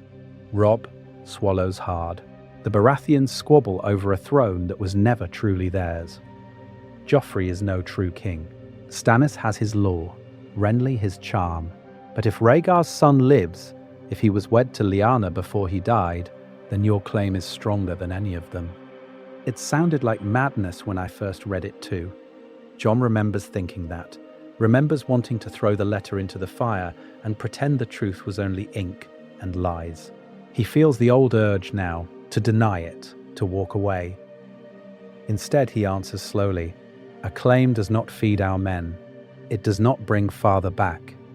It will not march the Lannisters out of the North." Robb steps closer, desperate. But it could end them, if the lords of the North and the Riverlands stand behind a true heir. If word spreads that the dragon's son lives, how long before the realm begins to doubt every Lannister victory? How long before they doubt every Baratheon crown? Jon looks past him, toward the unseen south. He thinks of Winterfell's burned fields if they fail, of Sansa held in a gilded cage, of Arya lost in a city of knives. Leadership, to him, is not a prize. It is a chain. It is waking every morning asking how many more will die for your decisions. "I will not declare for the Iron Throne now," he says at last. The words are firm, but his voice is quiet. "First, we save our people. First, we avenge Father. If we cannot protect the North as we are, what right have I to speak of ruling 7 kingdoms?" Robb's jaw works, torn between ambition and the same hard sense that guided Ned Stark. "And if the day comes when the only way to save the North is for you to claim that throne, then there is a first time for everything." Jon's answer is soft, but it lands like steel. "I will not seek power for its own sake, but I will not run from my blood if it is the only shield left between our home and the Lannisters." For a long moment, they simply stand there, 2 sons of a dead man, bound by a truth neither asked for. Robb feels the shape of a future he cannot yet name, a wolf king in the north, and a dragon with a crown he does not want. At last, Robb extends his hand. "I will fight for the North's freedom," he vows. "No Southron king, Lannister or Baratheon, will ever again rule my people without their leave." Jon clasps his forearm, the old training yard grip, now a pact between would-be kings. "And I will fight for its survival," he replies. "When the time comes, we will decide together what banners must be raised and whose name the realm must learn to fear. Or to follow. Neither of them yet knows that other banners are already stirring across the sea, and that the word Targaryen will not remain a secret for long. The king in the north and the wolf in the shadows. The word reaches them in the Riverlands like a sword through the ribs. Ned Stark is dead, a father taken by a boy who calls himself king, while Lannisters smile in their golden keep. Robb does not speak for a long time. Jon watches his brother's knuckles whiten on the arm of the chair, remembers that pact in the tent, and feels the ground shift beneath them both. If this is truly the case, then it changes everything. The great hall of Riverrun is thick with torch smoke and fury. Northern and river lords crowd the benches, mail still stained from the last battle, voices rising and crashing like a storm-tossed sea. One lord shouts for Renly, another for Stannis, another for some council of great houses to choose a new king. The names fall like thrown daggers: Baratheon, Lannister, Targaryen. Each one a different future, each one stained by Ned's blood. Jon stands a step behind Robb's chair, close enough to see the tightness in his jaw, to feel the heat of his anger. He hears Catelyn's measured words as she tries to speak of peace, of daughters in the Lannisters' hands, of a war that might yet be ended. It sounded like madness when I first read it too. Jon thinks of that hidden letter, of the truth about his birth that only a handful now know. Madness, and yet more real than any crown these men are shouting over. The Greatjon rises like a bear from the rushes, tankard slamming to the table. "Renly is not our king," he roars. "Nor Stannis, nor any Southron lord. The king who lost his head was not our king. But we have a king." His sword rings free, and every eye in the hall follows its point. To Robb, and then, just for a heartbeat, to Jon. It is a flicker, no more, but Jon feels it like a brand. There is a moment where the hall seems to weigh him, to remember whispered words of dragon's blood and a claim that stretches far beyond the north. His throat goes dry. He is Ned Stark's son in all but name, yet more than that besides. A king in truth, if the letter is to be believed, or a usurper if it is not. Robb's face hardens, not with ambition, but with duty. Jon sees the decision the instant before he speaks. "I will not kneel to Joffrey," Robb says, voice steady, "nor to the men who let my father die. But I am Robb Stark, and I will answer for the North." One by one, the lords take up the cry. The king in the north. Swords leap from scabbards, pounding against shields, against tables, against the very stones. Jon's heart hammers with them. He drops to one knee beside the Greatjon, beside Karstark and Umber and Glover, and bows his head to Robb. He feels the words burn his tongue. I swear it, my king. He knows his blood may entitle him to more. He chooses less. For now, as he rises, he catches Lord Karstark's gaze lingering on him, cold and assessing, as if measuring how another crown might someday fit that dark head. A Manderly retainer whispers behind a gloved hand, eyes flicking from wolf to wolf. Then there is a first time for everything, Jon thinks bleakly. Even a North that might one day look past Robb if he falls. Catelyn places the bronze circlet, wrought like running direwolves, upon Robb's brow. The hall erupts again, but now the sound is almost unbearable.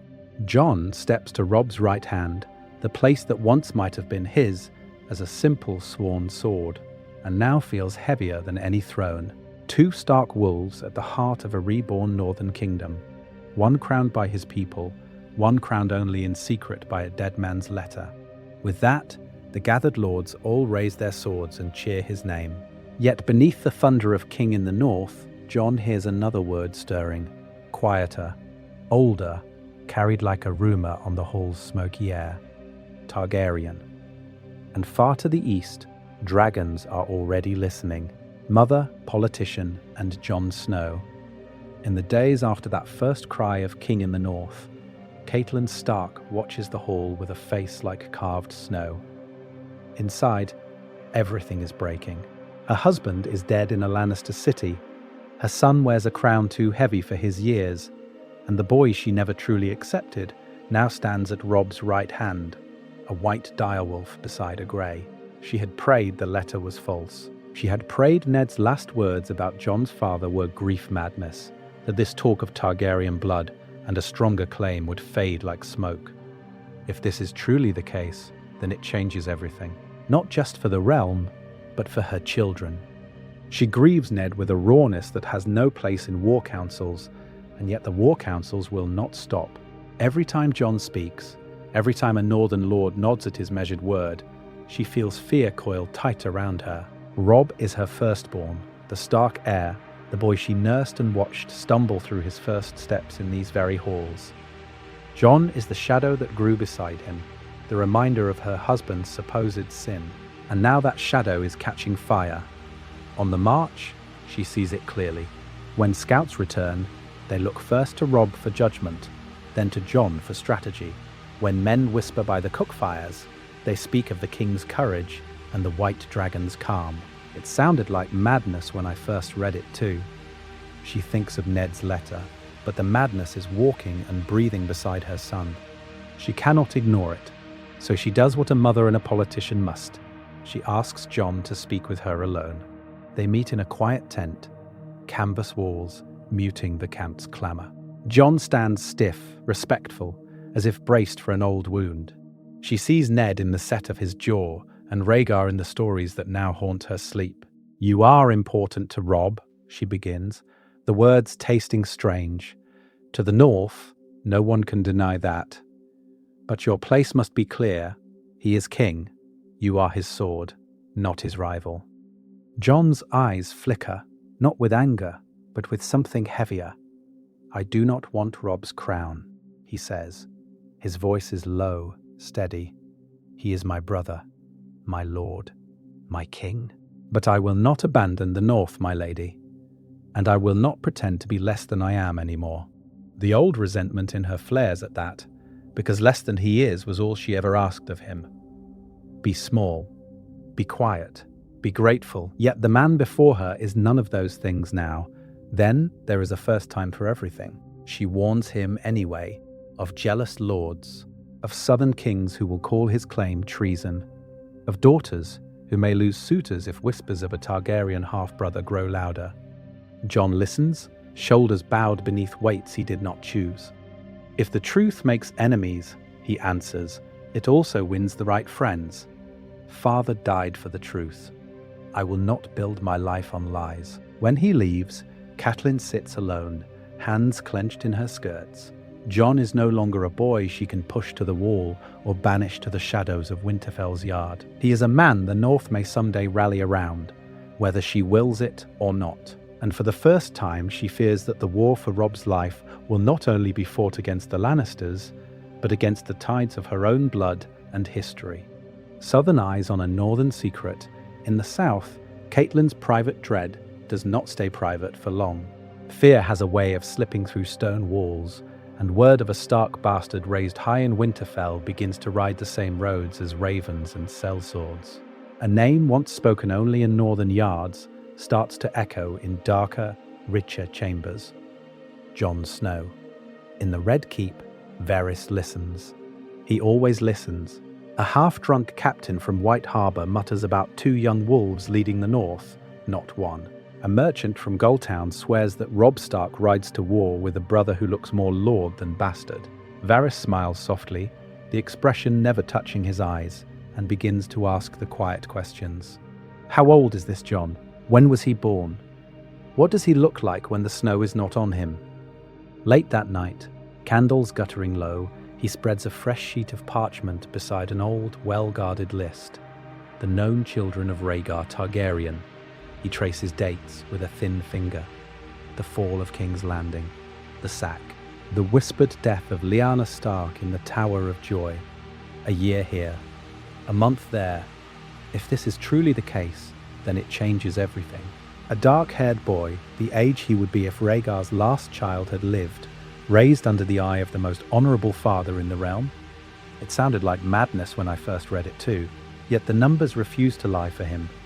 Across the city, in the cool, perfumed chambers of the Master of Coin, Petyr Baelish hears the same rumours and laughs under his breath. A Stark-raised boy with a dragon's claim. A brother to Robb, but perhaps a rival as well. Chaos wrapped in a wolf's cloak. He toys with the thought the way other men toy with their cups.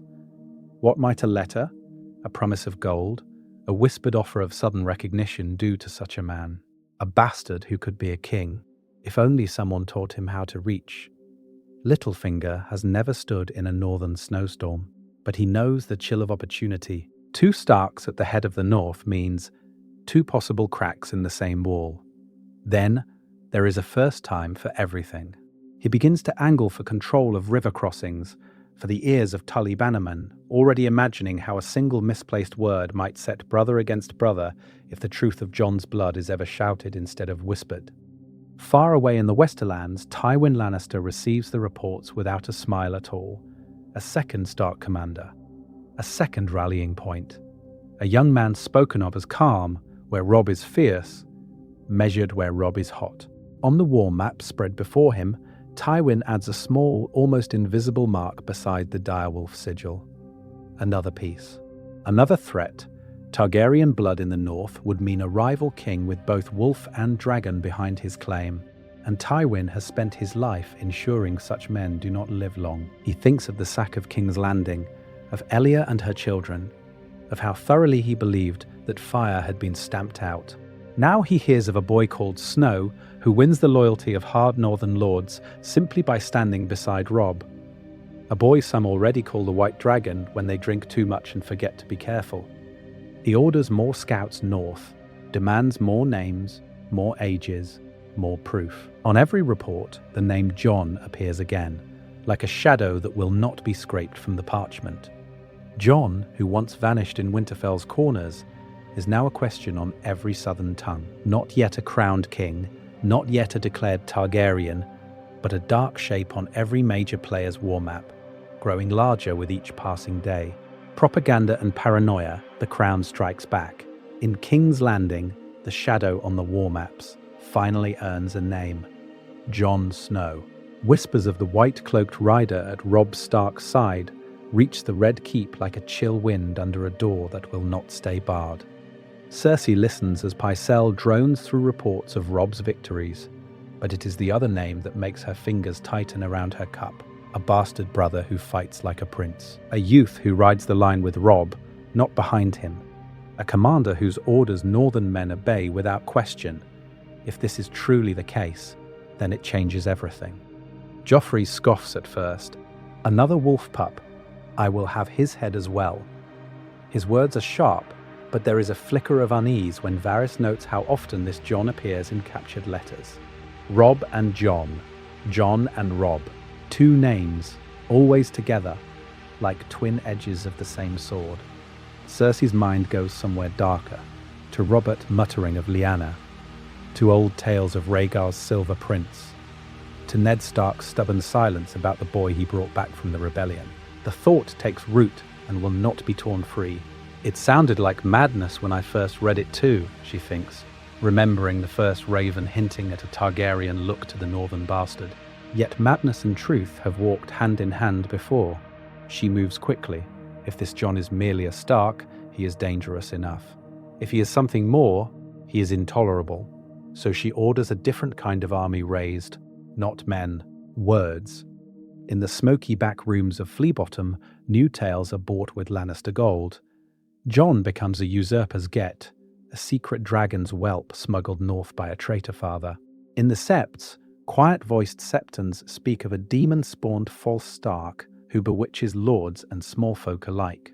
In the Riverlands, where the war already twists loyalties, riders spread a dozen versions of the same poison, that Robb fights not for his father's honor, but for a hidden Targaryen king. The effect is immediate and messy.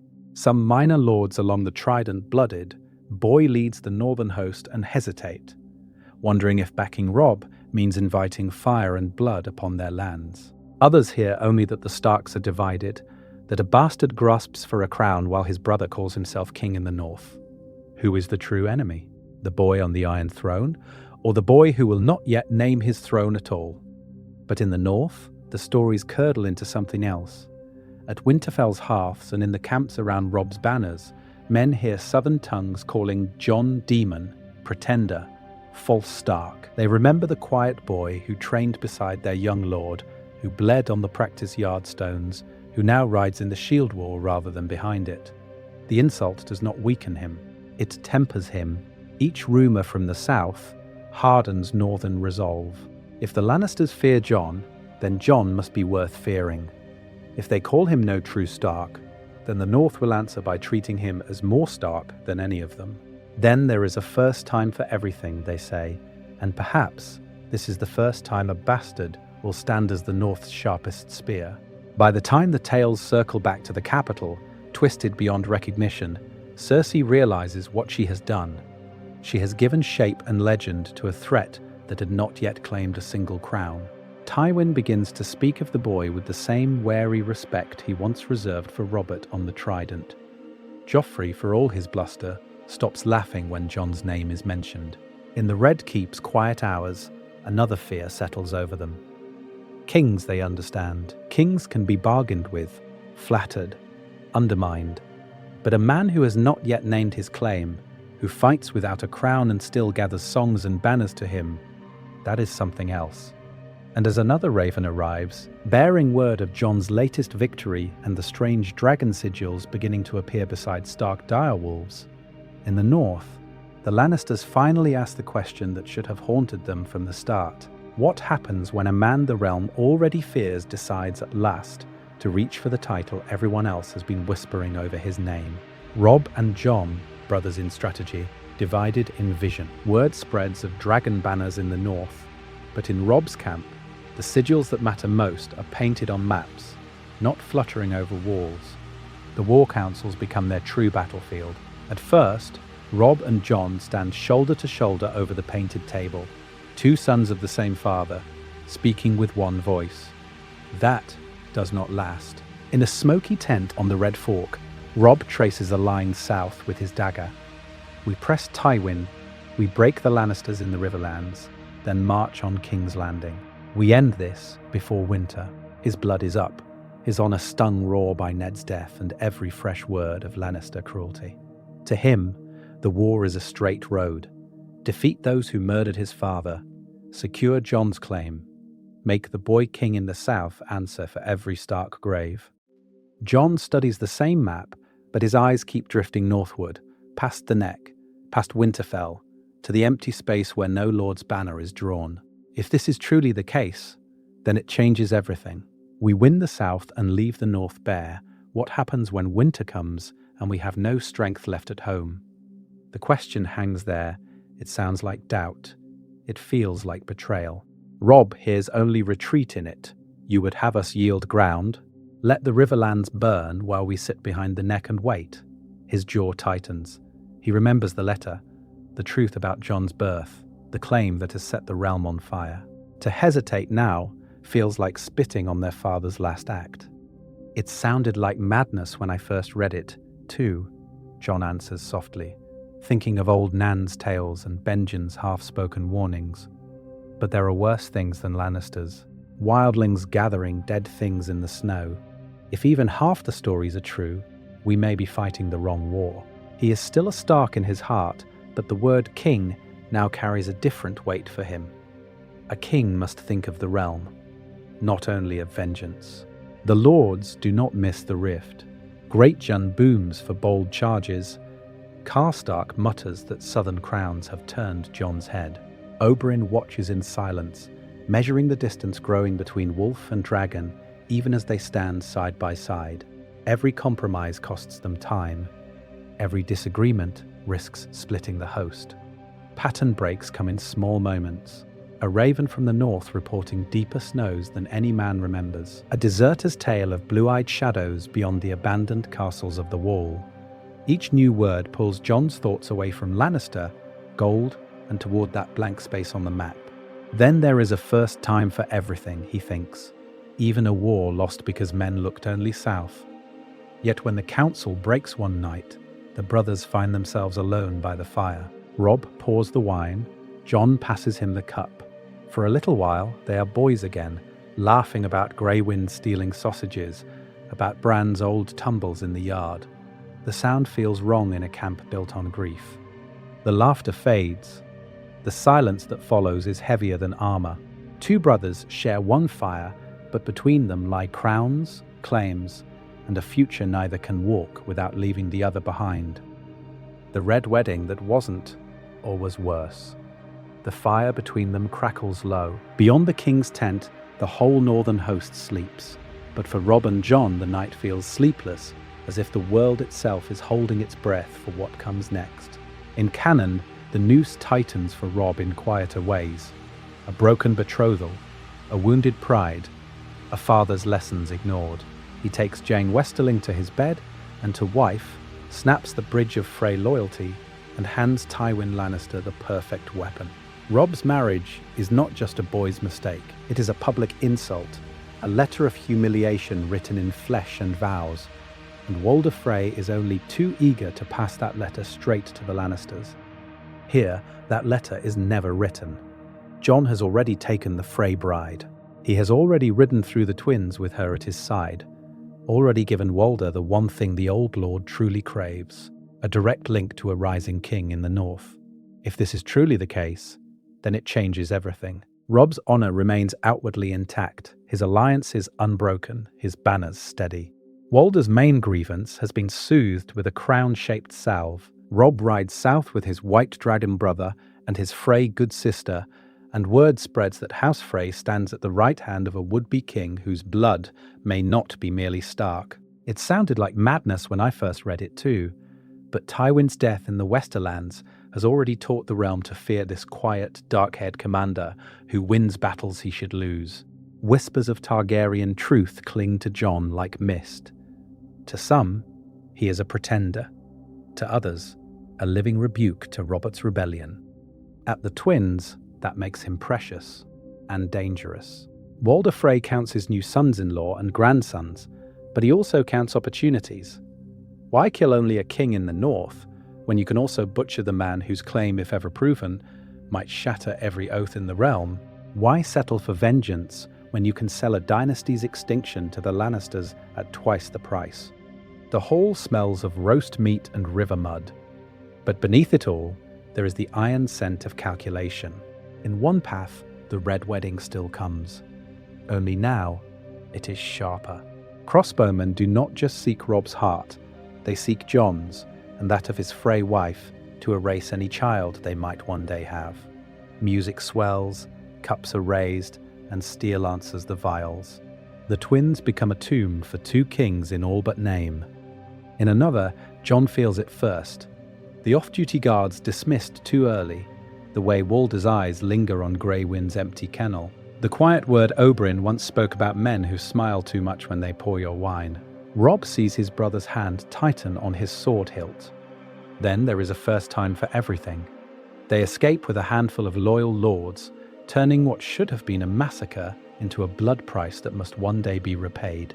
Or perhaps Walder, thwarted, delays his treachery for another feast, another crossing, when their guard has dulled and the songs have grown familiar. Either way, Jon's presence twists the knife. He might save the North from the exact Red Wedding we remember, only to invite something worse.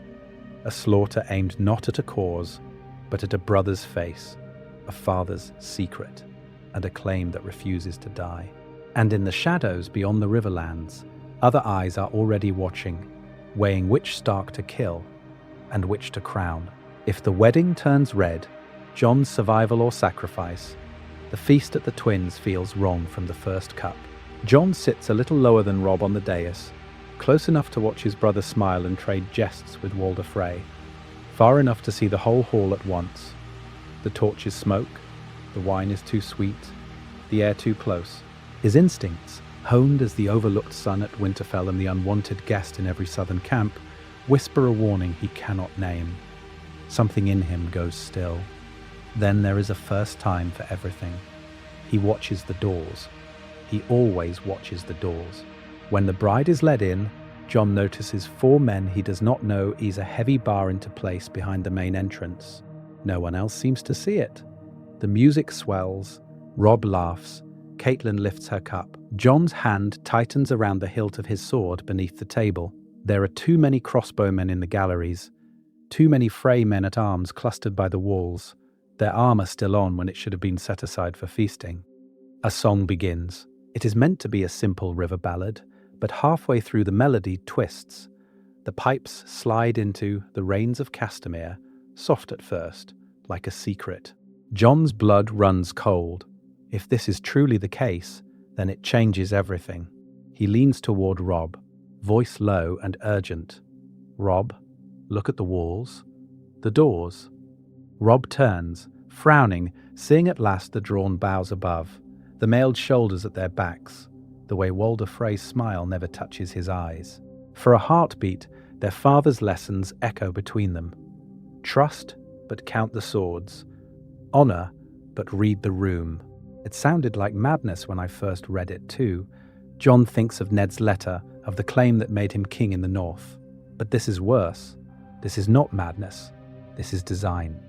Steel sings. A crossbow thrums. The first bolt is meant for Robb's heart.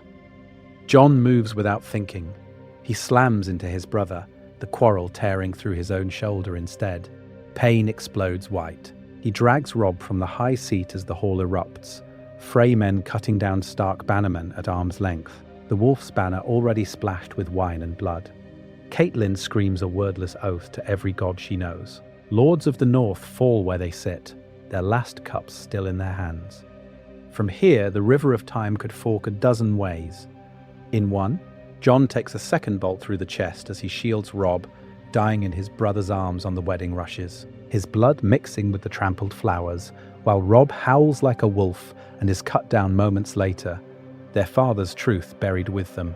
In another, Robb is the one struck as they run, collapsing while Jon, half-blind with grief and fury, hacks a path through the smoke and slaughter, dragging a handful of loyal men into the black of the night. A king without a kingdom, a brother without a brother. Yet there is a third path, narrower than a sword's edge. Both live, but both are marked. Jon's shoulder ruined, Robb bleeding from a deep cut along his ribs, hauled from the chaos by grey wind and a ring of Northmen who refused to let both sons of Stark die in a Frey hall. Survival, but at a cost that feels worse than death. Whichever branch you follow, the heart of it is the same. Loss, guilt. If Jon dies here, he dies a martyr, the white dragon of the North who gave his life for Robb's. His claim transformed from a political question into a legend that refuses to fade.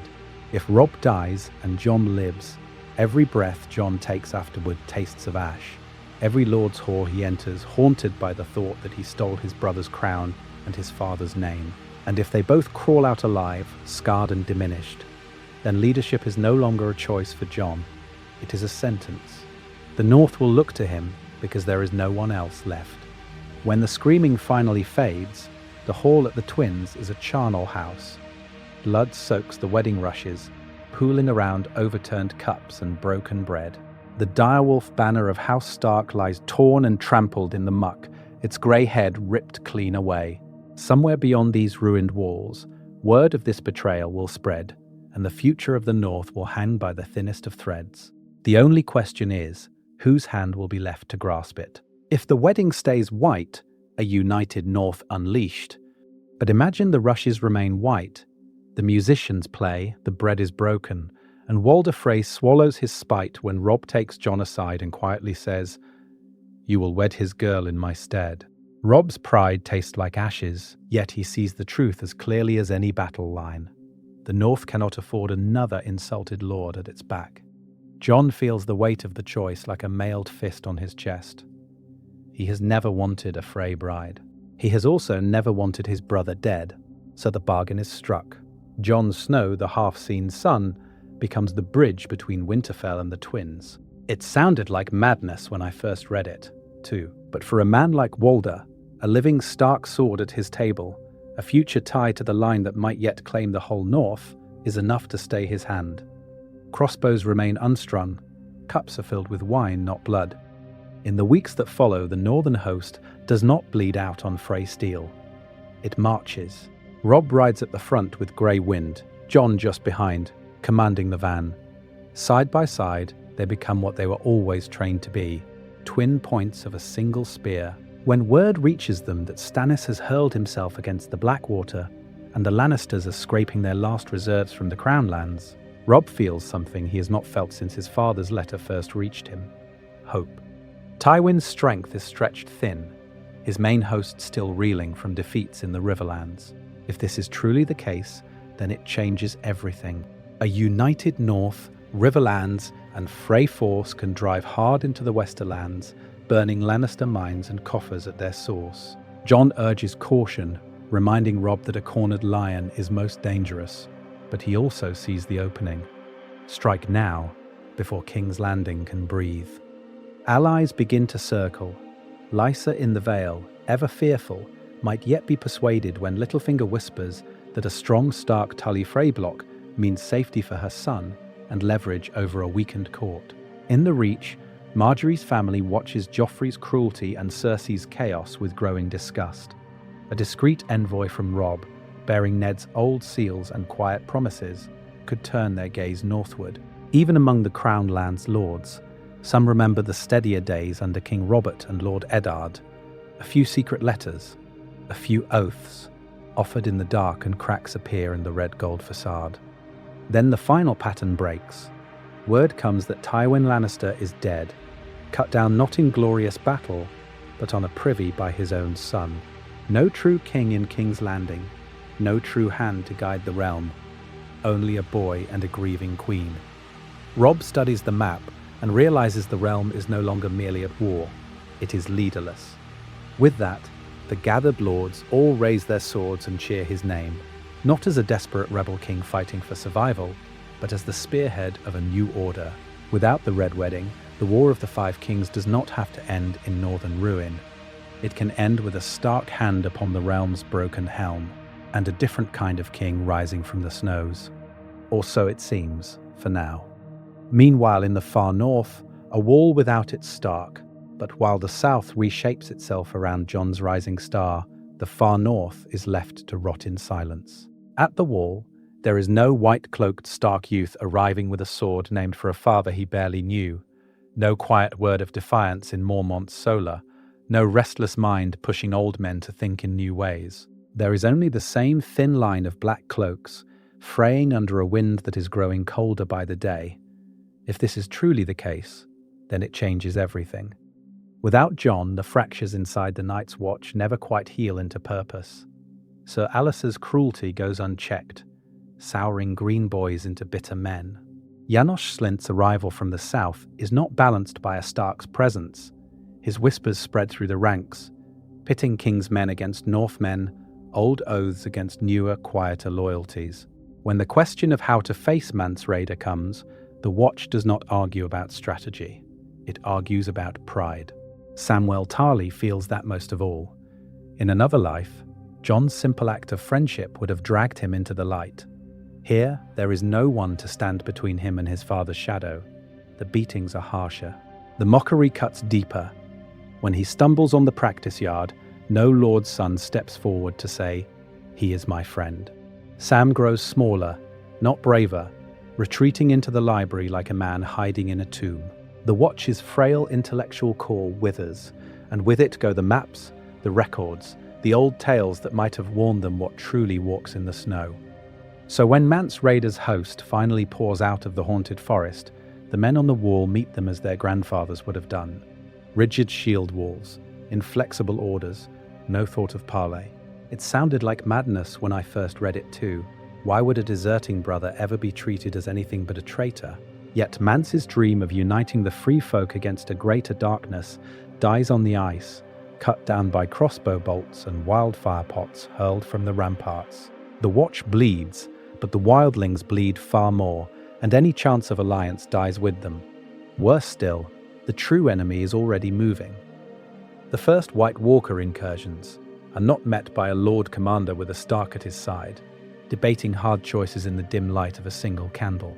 They are met by tired stewards and half-trained rangers, sent out in small parties because no one believes the old stories enough to commit more.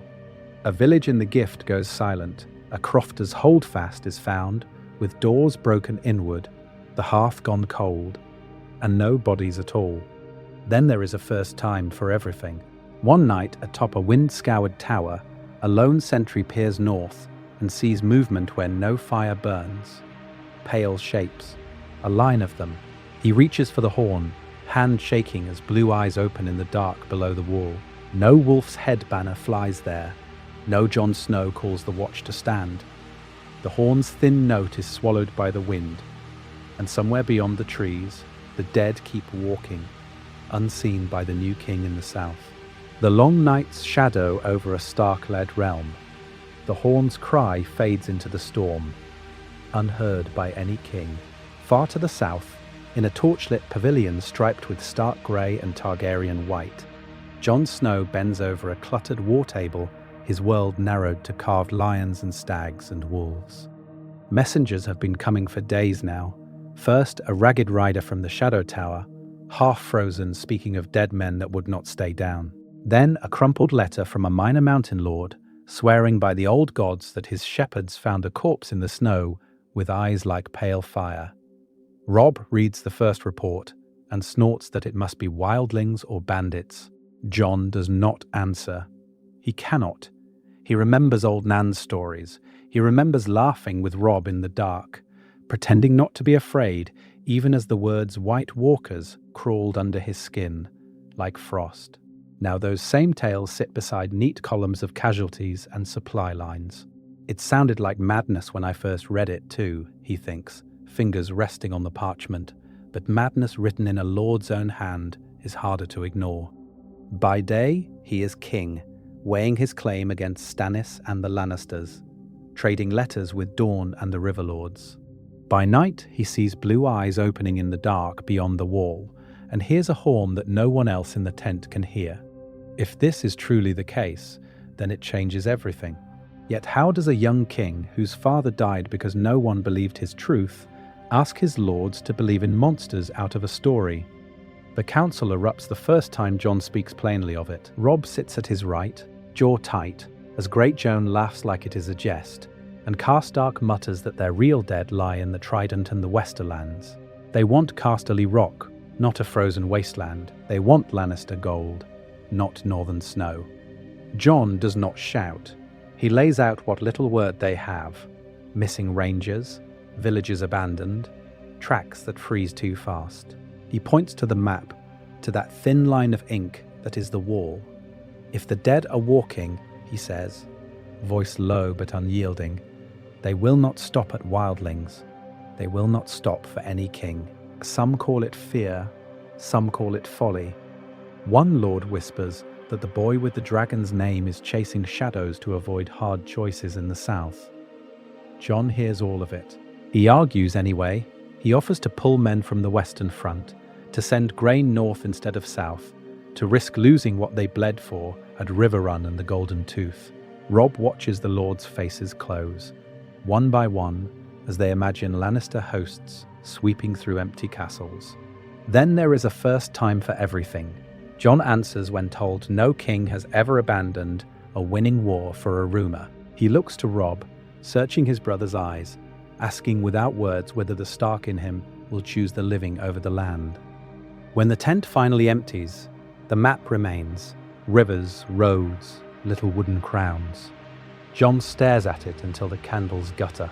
Every mark is a promise of power, every banner a different claim, and all of it, every crown they fight over, feels suddenly as fragile as parchment in a fire. His gaze drifts north, to that blank white space beyond the wall where no sigils stand. He wonders who is there to stand watch, who is there to send the next letter south.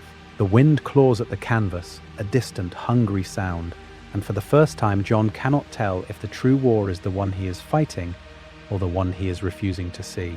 Outside, another rider is already on the road, bringing a report that will be far harder to dismiss. Jon Snow, not Lord Commander, a different path to the prince that was promised. The rider's report speaks of dead men walking, of blue eyes in the snow, of villages left as hollow shells. Jon listens in the command tent, jaw clenched, as Robb reads the trembling words aloud. The wall is failing without him, perhaps has already failed. Yet the war he has chosen fills every map on the table. Azor Ahai, the prince that was promised. Names from a faith that is not his, yet they hang in the air like another kind of raven. Jon remembers the tales old Nan muttered by the fire, remembers Maester Luwin's cooler voice dismissing them, and still he cannot shake the feeling that some great weight has been hunting him since before his father's letter reached Robb. If this is truly the case, then it changes everything. In canon, that weight settled on a different set of shoulders: Lord Commander Jon Snow, the boy who rose from steward to leader atop a frozen wall, the man Melisandre watched in her flames. Here, there is no black cloak, no oath spoken before a heart tree in the snow. Instead, Jon stands as a northern war leader, perhaps already whispered of as king by men who see the dragons on his banner and the wolves at his back. The shape of his life bends, but the shadow of prophecy does not easily let go. On the Trident's banks, or before the gates of Harrenhal, the same symbols could find him. A sword drawn from wildfire and smoke during a night assault, its steel steaming as if it had drunk the heat of the flames. A desperate charge where Jon rides through burning siege towers to pull Robb back from encirclement, horse and rider vanishing in a curtain of fire. Men would swear they saw him emerge from the blaze unburnt, cloak smoking, eyes bright with something not entirely his own. It sounded like madness when I first read it too. Yet this is how legends begin, with terrified witnesses and a story no one dares call a lie. The sacrifice the old tales demand need not be made on a lonely wall. It could come in a council chamber when Jon yields his own claim to the Iron Throne to save Robb's life, or when he abandons a near-certain victory over the Lannisters to ride north and face an enemy most lords still refuse to name. Lightbringer may not be a named blade, but a hard, fateful choice that burns him from the inside. And far to the south, Melisandre still watches the flames. Only now, when she seeks her king, the visions show not a bleak frozen rampart, but Winterfell's towers wreathed in storm, or a northern host clashing with Stannis in driving snow. She sees a young man with a Stark's face and a dragon's banner, hears the word snow whispered by the fire, and mistakes the place for the man, or the man for the place. Then there is a first time for everything. So destiny circles, frustrated but not denied. Whether Jon stands as Robb's sword, as a crowned king in the north, or as a half-believed rumour riding toward the true night, the same cold gathers beyond the maps. The wall may fall without him, but the story refuses to let him stand aside. One way or another, the darkness will reach for him, and the next report that rider brings will force Jon to decide which war he was born to fight. Daenerys and the Wolf. Targaryen fire meets northern ice. The darkness that reaches for Jon does not only creep from the far north, it also rises from the smoking ruins of old Valyria coiled around 3 growing shadows on Daenerys Targaryen's shoulders. While Jon and Robb hold their fragile realm together, across the narrow sea, a different kind of fire is learning to speak. By the time the next rider reaches Winterfell with word from the Free Cities, Daenerys has dragons. She has broken chains in Astapor, sacked Yunkai, and forced Meereen's great families to bow. Jon listens as the Maester lists the freed cities, the sellsword companies, the talk of a young queen who calls herself Stormborn, and speaks of returning home. Home. The word tastes strange when it means both Dragonstone and Winterfell, both a father Jon never knew and a father he buried in his heart. He retreats to the Godswood after the council breaks. The weirwood's red eyes watch him as he weighs this new truth against the old letter that named him Rhaegar's son. If this is truly the case, then it changes everything. A Targaryen in the east with dragons, a Targaryen in the north with a crown of ice and weirwood leaves. Which one is the realm meant to follow? In Meereen, Daenerys hears of him long before she sees him. A Braavosi captain speaks of a white-bannered host in the north, of a war leader called the White Dragon who fights the Lannisters and Stannis both. It sounded like madness when I first read it too, Jorah might murmur as he translates. But the reports keep coming. A Stark-raised, Targaryen-blooded king, they say, who was named by his dying father's letter and lifted on northern shields. With that, the gathered lords all raise their swords and cheer his name. Daenerys turns that name over on her tongue. Jon, a brother she never knew, or a usurper who stands where she believes she was born to stand. She sees fire sweeping down from the trident again, but this time it does not belong only to her house. In her mind, dragon wings spread over Winterfell's towers, over the Godswood and the crypts, and she wonders if the Old North will ever bow to a queen who comes with dragonfire and foreign banners. When they finally meet, it is not as supplicant and savior, it is as 2 claimants who have both buried fathers and kings. Jon comes with Robb at his side and the direwolf standards behind him. Daenerys comes with dragons circling above and Essosi captains at her back. He thinks first of the North, of Robb's legacy, of the men who died to keep their own lord on his own soil. She thinks of all 7 kingdoms, of a throne stolen from her house before she was born. Their councils clash before their swords do. Jon will not yield the North as a conquered province. Daenerys will not accept a realm broken in 2. Then there is a first time for everything. Perhaps they share a throne in truth, ice and fire side by side against the dead. Or perhaps this fragile accord shatters, and the next time they stand across a field, it will be with dragonfire between them instead of an oath. In this timeline, do they share a throne, share a war, or stand on opposite sides of the flames they were both born to command? The North's choice, independence, empire, or something new. Perhaps they share a throne. Perhaps they share only a war. As word of their fragile accord spreads, the North begins to whisper a harder question. What kind of world are they actually fighting to build when the dead are gone? In council at Winterfell, 3 paths slowly take shape before Jon. One is the old dream, the one Robb bled for, a fiercely independent North under a Stark king, answerable to no Iron Throne, Targaryen or otherwise. Another is a realm reforged, with Jon as Targaryen king over all the 7 kingdoms, and the North bound once more to a southern crown.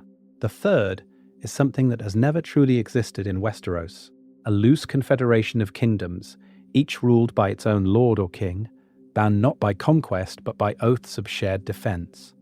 First against the White Walkers, then against whatever comes after. Then there is a first time for everything. Jon listens as Robb lays out the case for independence.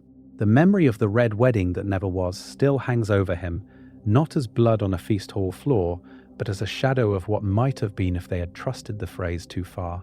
Robb speaks of their father's truth, of how the Lannisters butchered Lord Eddard, and how the South only ever brought wolves, chains, and graves. If this is truly the case, then it changes everything. How can any Stark bend the knee again and still look their banners in the eye? Yet when Jon looks at Daenerys, at the dragons that answer his blood and hers, he feels the other pull. His claim is not only to Winterfell, but to a throne forged in dragonfire. It sounded like madness when I first read it too, he remembers telling Robb when the letter revealed Rhaegar's son. Now that madness sits in every choice he makes. His Targaryen blood urges unity, a single realm strong enough to face winter and whatever follows it. His Stark heart recoils from ruling over men who will never see his face, who will only ever know him as a distant king in a distant city. Robb's legacy twists with each path. In one future, he is the first true king in the North in centuries, ruling beside Jon as High King or distant Emperor, the wolf who reclaimed his people's crown. In another, he is the martyr of memory, the brother who died so the White Dragon could rule a united realm without Northern rebellion.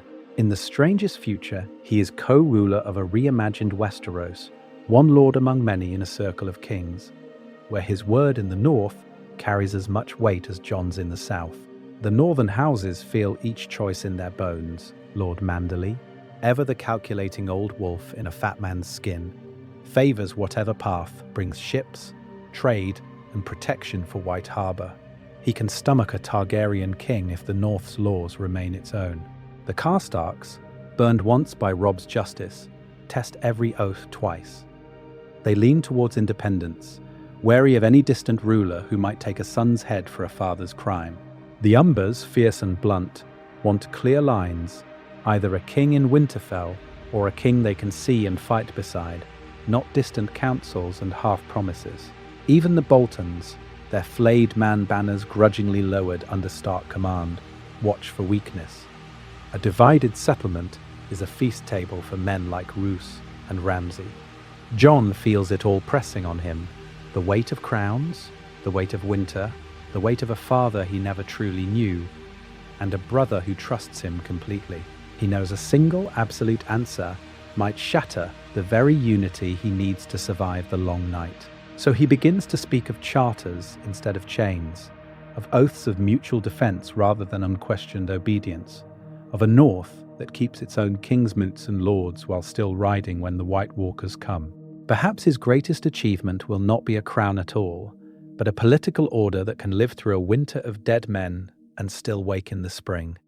But as ravens fly and lords argue, one question remains: will the dead wait patiently while the living decide what kind of world they wish to inherit? Stark sisters, broken boys, Sansa, Arya, and Bran in Jon's shadow. The dead will not wait, but neither do the living children of Winterfell. While Jon and Robb argue with lords over crowns and coalitions, 3 Stark heirs are scattered like ravens on the wind, each of them reshaped by the knowledge that the North now has a dragon-blooded king of its own. Sansa feels it first as a whisper, then as a weapon. In King's Landing, the word reaches her in fragments. Her bastard half-brother is no bastard. Her father's final letter named him trueborn. The Northern lords have raised him on their shields. It sounded like madness when she first heard it too. Yet every time Joffrey boasts of breaking Robb, Sansa hears another name in her mind: Jon. A second Stark war leader, a second threat. That changes her value. Cersei cannot afford to discard the girl whose brothers now command half the North. Her marriage prospects twist around that reality. Instead of a helpless daughter of a fallen traitor, she becomes the sister of a rival king, whose claim rivals Stannis and even Daenerys in rumour. Littlefinger watches the court misjudge her, smiling to himself as Lannister lords debate whether binding Sansa to a lesser cousin might soften Jon's rage. Sansa listens, learns, and for the first time, she does not imagine herself as a queen beside Joffrey. She imagines herself as the lady who returns north with information her brothers can use. The one who survives long enough to stand before Jon and Robb and say, "I kept my eyes open when father died." Arya's path bends in a different way. In the chaos after Ned's execution, the thought that Robb needs her is what keeps her moving in canon. Here, the knowledge that Jon is already a crowned war leader does something sharper. It gives her a direction. She does not only think, "I must reach Robb at Riverrun." She thinks, "I must get back to the brother who never looked at me like I was wrong." If this is truly the case, then it changes everything. Her list grows, but so does a quiet refrain: if Jon is king in the North, there is still a home worth killing her way back to. Bran, meanwhile, lies broken in the bedchamber of Winterfell, listening to ravens bring word of Jon's victories and defeats. In canon, the emptiness above the wall calls to him. Here, the pull is divided. His father's truth about Jon means the boy he once raced along the battlements is now the center of every story told in the Great Hall. Bran wants to see that, to stand beside his brother king. The three-eyed crow still comes, still whispers of the north beyond the north, but Jon's shadow delays Bran's surrender to it. When Theon's attack comes, Bran clings to the hope that Jon will ride through the gates in time. He does not. Then there is a first time for everything. That failure becomes the hinge. Hodor's terror, the Reed's strange prophecies, and the ruin of Winterfell finally convince Bran that no earthly king, not even Jon, can mend what is breaking. Jon's letters, smuggled through ruined holdsfasts, become anchors instead. Promises that if Bran lives, if he learns, there will be a place for him when winter breaks. Those words do not pull Bran away from his destiny, they give him the courage to walk into it. Across sea and snow, the Stark sisters and the broken boy move with a different kind of hope.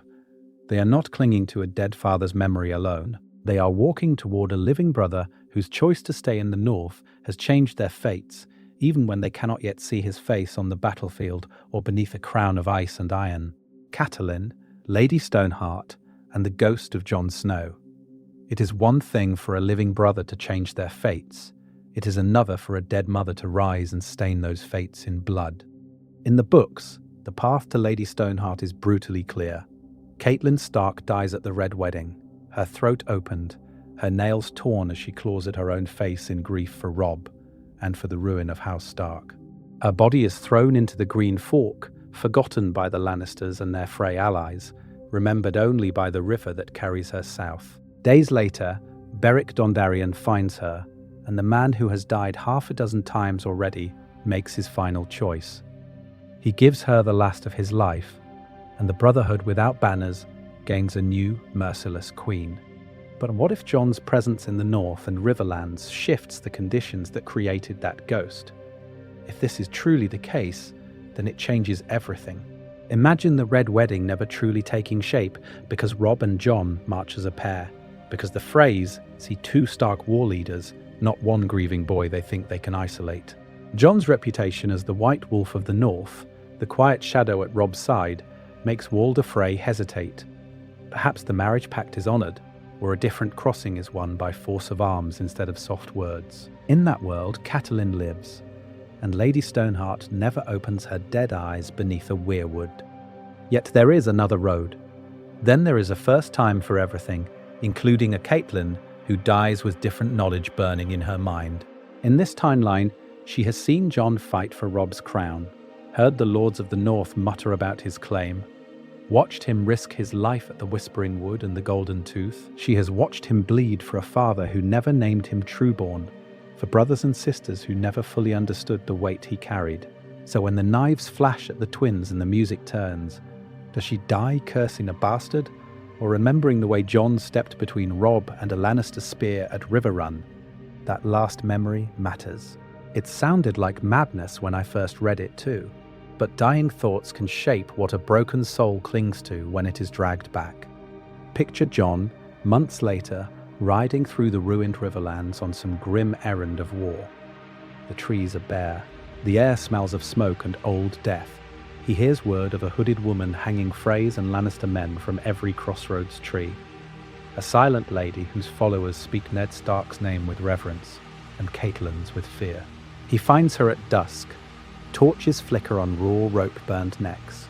The Brotherhood's bows are half-drawn as he steps forward, cloak heavy with northern mud. The hood falls back. The thing that was his father's wife looks at him with waterlogged, yellowing eyes. Lady Catelyn. The word scrapes out of him. He feels 12 again, standing at the end of the Winterfell table, her gaze like cold iron on his skin. She remembers. Not everything, not clearly, but enough. A boy in the yard, sparring with Robb, a sword in Jon's hand at the Whispering Wood, a white direwolf dragging a Lannister man from Robb's back. Her feelings for Ned's not son have been twisted by death, by fire, by the river. twisted, but not erased? Does she hang him as a traitor to Robb's memory, or spare him as the last sword of the North still unbroken? Jon cannot read the answer in that ruined face. Neither can we. So the Riverlands gain a new legend, a mother's ghost stalking the fords and forests, hunting Frey and Lion both, her justice sharpened by grief and by the faint, stubborn echo of love for the boy she never called son. And somewhere ahead of Jon's march, that tattered cloak and ravaged throat move through the dark, a reminder that the dead have not yet finished with the living. Roose and Ramsay, traitors in a stronger North. The North feels that ghost long before it ever hears the word Bolton. Jon rides through camps that whisper of a lady in grey and a river that runs red, and he feels the ground beneath this war shifting. If the dead are moving, then the living who profit from death will move as well. Roose Bolton is already watching. In canon, Roose's path is clear enough. He is the man who waits, who counts corpses like coins, who serves the Starks so long as the Starks look like the winning side. He sees Robb isolated after Ned's death, cut off from the Vale, from the south, from any hope of royal pardon. He sees a boy king with no clear succession, a grieving mother who mistrusts half her own bannermen, and a river of Frey spears between the north and home. Ambition and arithmetic do the rest. Here, the sums do not work so neatly. Jon rides beside Robb, not as a nameless half-brother, but as the son Ned claimed in his last letter, the would-be king whose very existence makes the Lannisters tremble and the southern lords whisper.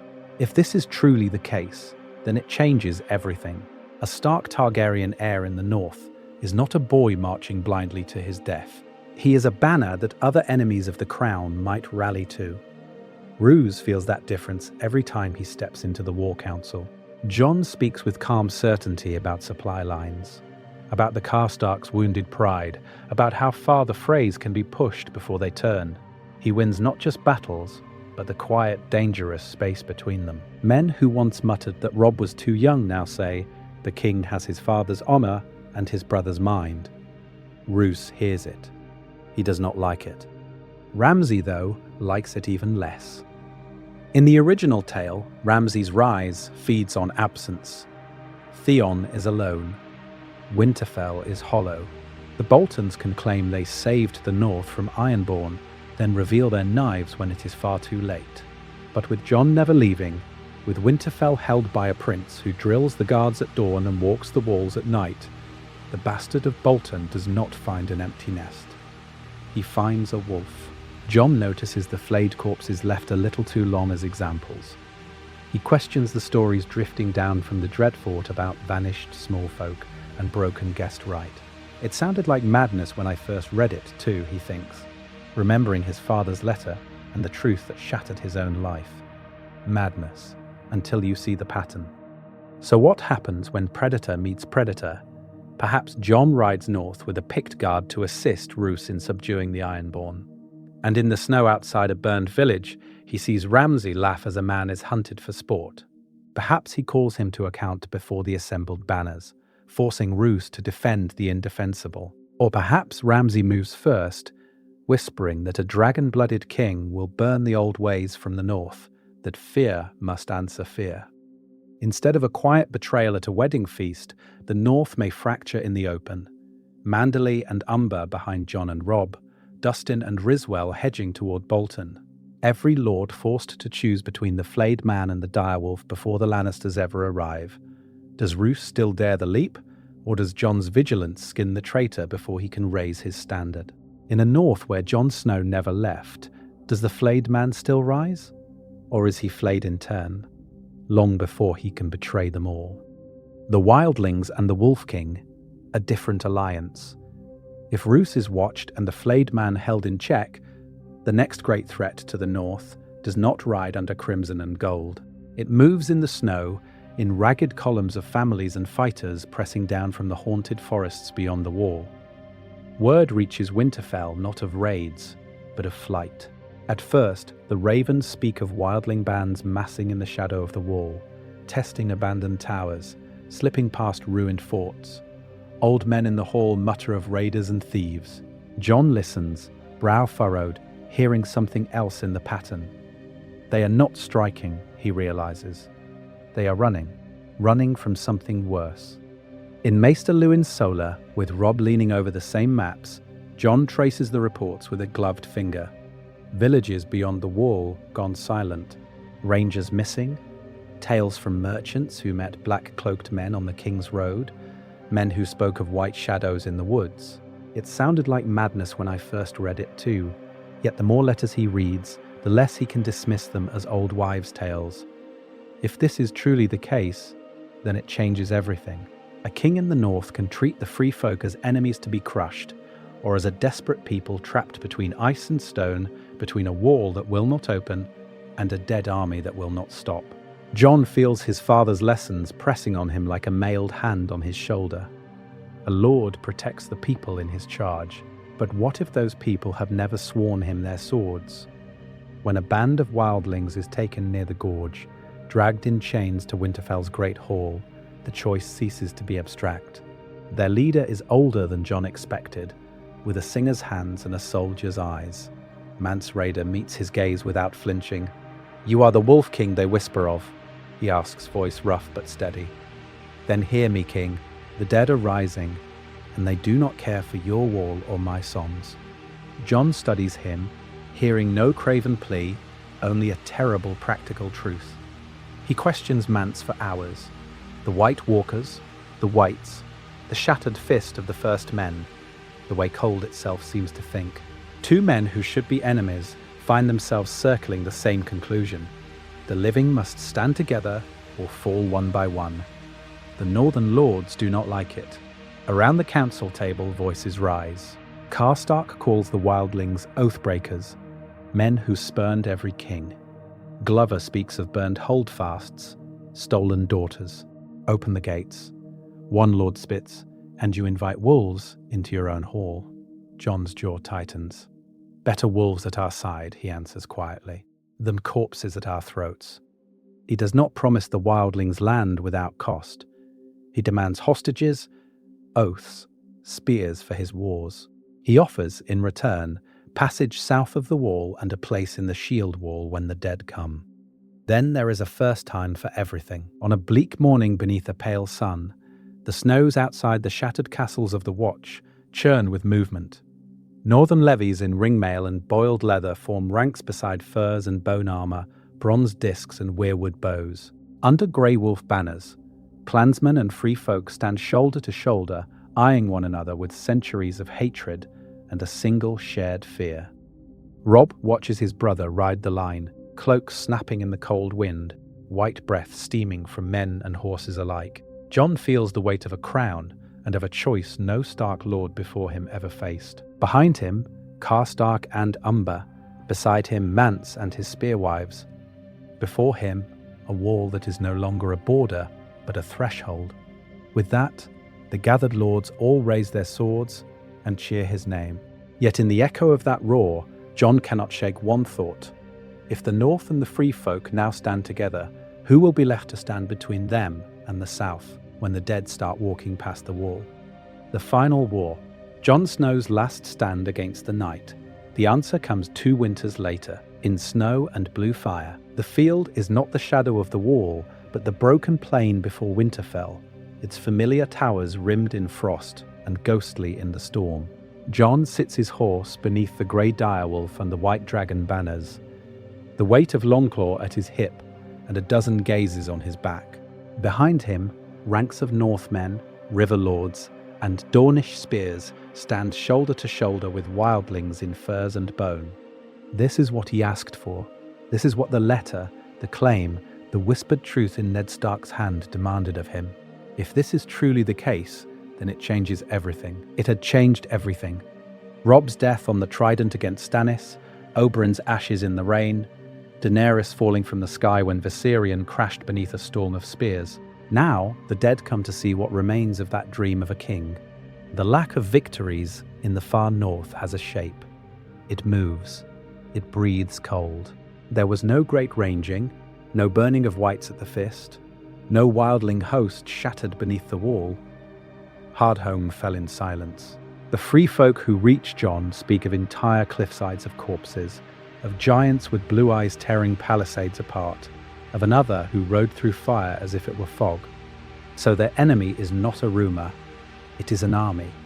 It stretches from the Wolfswood to the horizon, a slow, grinding tide of bone and ice. Every village that fell, every holdfast that chose to bar its gates instead of flee, walks now beneath the Night King's banner of storm and silence. Jon rides the line, Robb's old cloak on his shoulders, Ned's words in his ears. A Stark must always be in Winterfell. A king must always be the first into danger. He stops where the wildling spears meet the mailed shields of House Manderley and House Reed, where a thin line of Dornishmen under a sun and spear standard stamp their feet to keep feeling in their toes. Loose when you see their eyes, he tells an archer, whose hands are shaking. Aim for the ones behind. The fallen rise again. His voice is calm. His heart is not. He thinks of his father's head on a spike, of Lyanna's blood on the Tower of Joy's bed, of Rhaegar's songs about a prince that was promised. It sounded like madness when I first read it too, he had told Robb, when they first spoke of prophecy and dragons and winter. Yet here winter stands. The pattern breaks when the dead begin to sing. It is not a song of words, but the shriek of ice on steel, the crack of frozen limbs, the dull, awful thud as the first ranks of whites crash into the burning trenches and do not stop. Jon spurs forward anyway. Then there is a first time for everything. If no Stark king has ever charged the dead, he will be the first. He fights at the front, Valyrian steel carving blue mist from pale blades, choosing in heartbeat after heartbeat who lives and who is abandoned.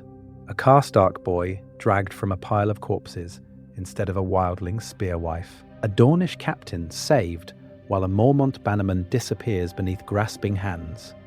Every choice is a betrayal. Every choice is a duty.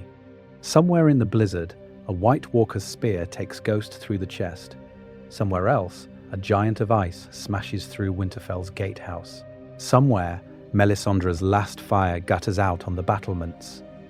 The North holds, the North breaks, the North holds again. At dawn, if it is dawn, if the grey light is anything but sorcery, the storm thins. The Night King stands alone amid heaps of shattered whites, his gaze locked on Jon. Longclaw drips blue ichor. Jon can barely breathe. He thinks of Robb, of the words spoken in that crowded hall. With that, the gathered lords all raise their swords and cheer his name. Was it for this? Steel meets ice. The world narrows to two figures in a sea of corpses. When the storm finally clears, Winterfell still stands, but its walls are blackened and half its towers gone.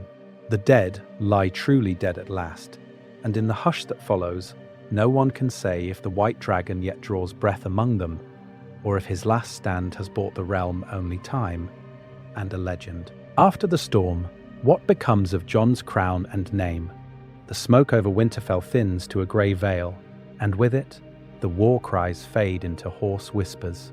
Men move among the corpses, searching for sons, for fathers, for a king.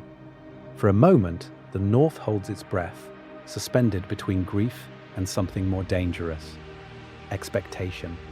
They find Jon alive, barely, half buried beneath whites and shattered ice. When he wakes in the great hall, bandaged and hollow-eyed, the first sound he hears is not cheering. It is the murmur of lords arguing over his crown.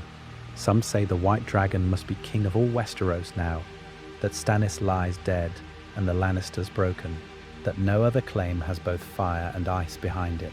Others, older and more cautious, speak of burnt fields, fallen towers, and sons who will never come home. They do not want another war for a chair of swords far to the south. Jon listens. He feels the weight of every word, heavier than the furs on his shoulders. If this is truly the case, then it changes everything. To accept the Southern Crown is to drag the North back into the game that killed his father and shattered House Stark. To refuse it may mean leaving the realm leaderless when it is weakest. He thinks of Robb, of that first letter in which Ned's truth was laid bare, and how each choice since has been paid for in blood. In some tellings of this moment, Jon accepts. But he does not call himself king in the south, nor even king in the north alone. He speaks instead of a warded realm of a council to bind Dorne, the Reach, the Vale and the River Lords together, with Winterfell as its heart, rather than King's Landing. Kingship as burden shared, not glory hoarded. It sounded like madness when I first read it too. Yet for men who have seen the dead walk, the old rules have already died. In other whispers, he refuses outright. He names Sansa Lady of Winterfell and Wardeness of the North, bids Arya and Bran shape the new world in their own ways, and rides beyond the wall with the free folk as their chosen shield. No crown, no castle, only a sword, and a promise that if the dead or the desperate ever rise again, he will be there. And what of his Targaryen truth? By now, the realm knows. Ravens have carried word of Rhaegar's lawful son who bled for them on fields from the Trident to the snows of Winterfell. Some southern lords mutter that no dragon should rule, remembering Aerys. Others, having watched this one stand in the shield wall beside their own men, bow more easily than they ever did to the boy King Joffrey. If Daenerys lives, their bond is complicated, tender and scarred. She has seen him crowned in the north, seen him turn away from easy power more than once. Perhaps they rule together through a council. Perhaps she returns to Meereen or Sunspear as a guardian of trade and peace instead of a conqueror. If she falls, her memory hangs over every choice he makes. A quiet question: how many more must burn for a better world? Then there is a first time for everything. A Targaryen heir who does not seize the throne, a Stark who does not demand vengeance, a victor who chooses exile or a small lordship over dominion. Whether Jon ends his days as a wandering protector in the haunted forests, a reluctant lord of some half-ruined holdfast, or a pale figure presiding over a council in Winterfell's rebuilt hall, his true legacy is not the style before his name. It is the world that endures after him, a north that stands, a realm that remembers the bastard who became its shield, and a generation of children who grow up hearing that once a man with the best claim to be king laid it down so that they would not have to pick up a sword at all. With that, the gathered lords all raise their swords and cheer his name, whether he wears a crown or not. One letter, 1,000 lives. Thematic reckoning. Steel lowers, voices fade, but the echo of that moment carries through every choice that led here.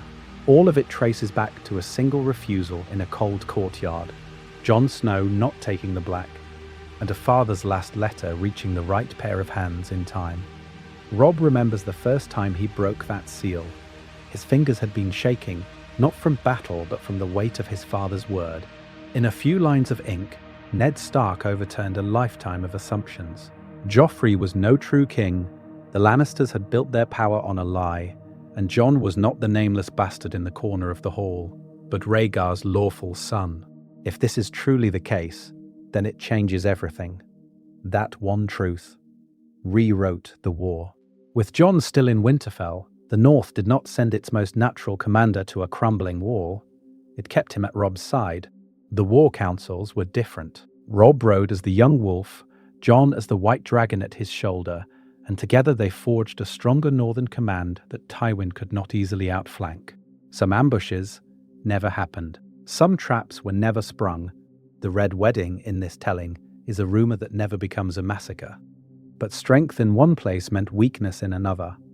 The Night's Watch, already thin and weary, never gained Jon's steady hand. There is no daring stand at Hardhome, no Lord Commander Snow to shout warnings into the wind. The long night comes later and hits harder, crashing into a realm that has spent its fury on crowns and banners. The wall still stands, yet it feels more like a line on a map than a shield of men. For the Starks, everything is altered. Catelyn must live with a son who wears Rhaegar's face more with every passing year, even as he fights for the name Stark. Sansa is not just a political pawn. She is the king's northern sister her betrothals weighed against Jon's claim. Arya grows up hearing that her quiet half-brother is a prince, yet remembers the boy who practiced with her in the yard.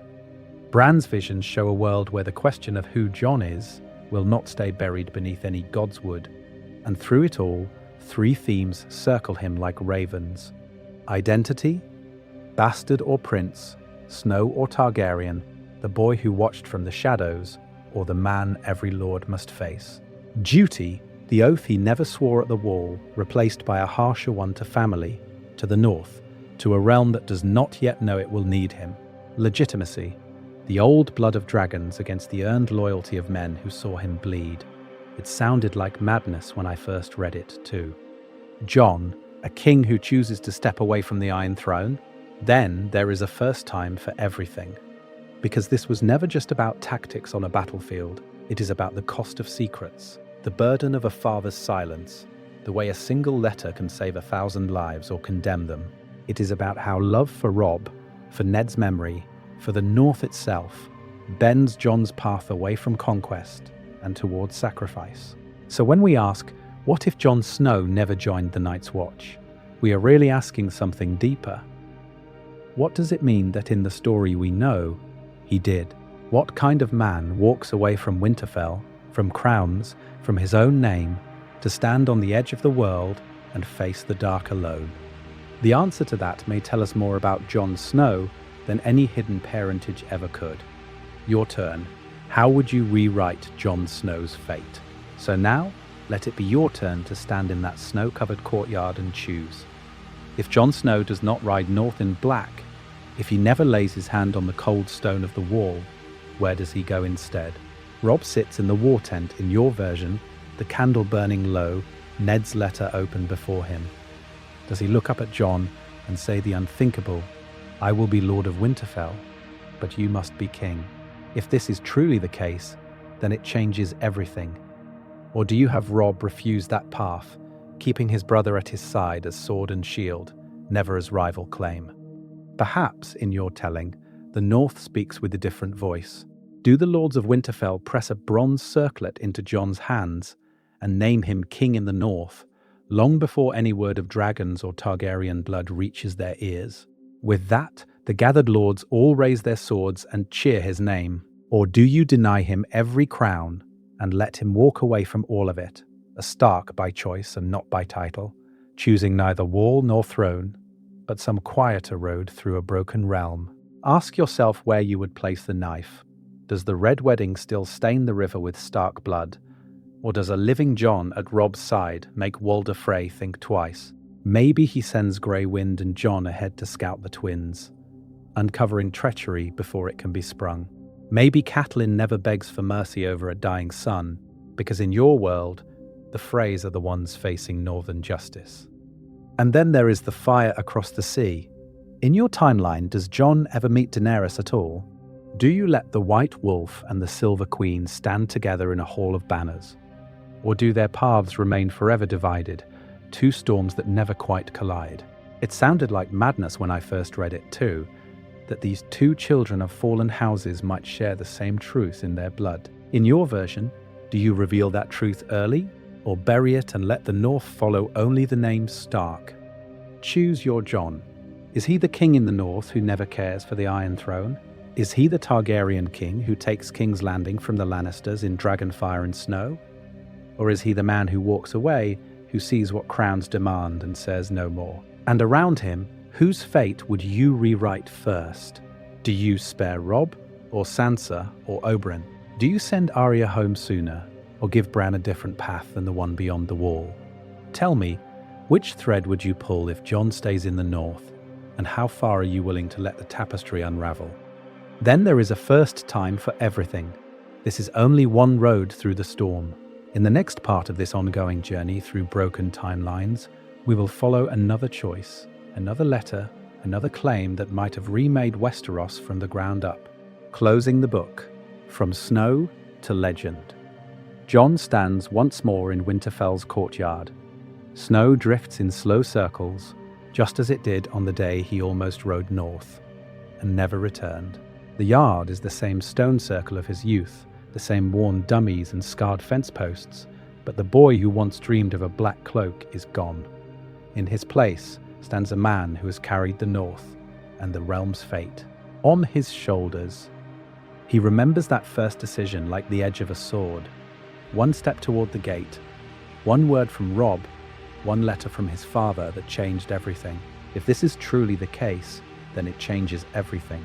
That was true of Ned's hidden truth, and it is just as true of this single choice not to take the black. From that refusal flowed battlefields and betrayals that no maester's chronicle could fully contain.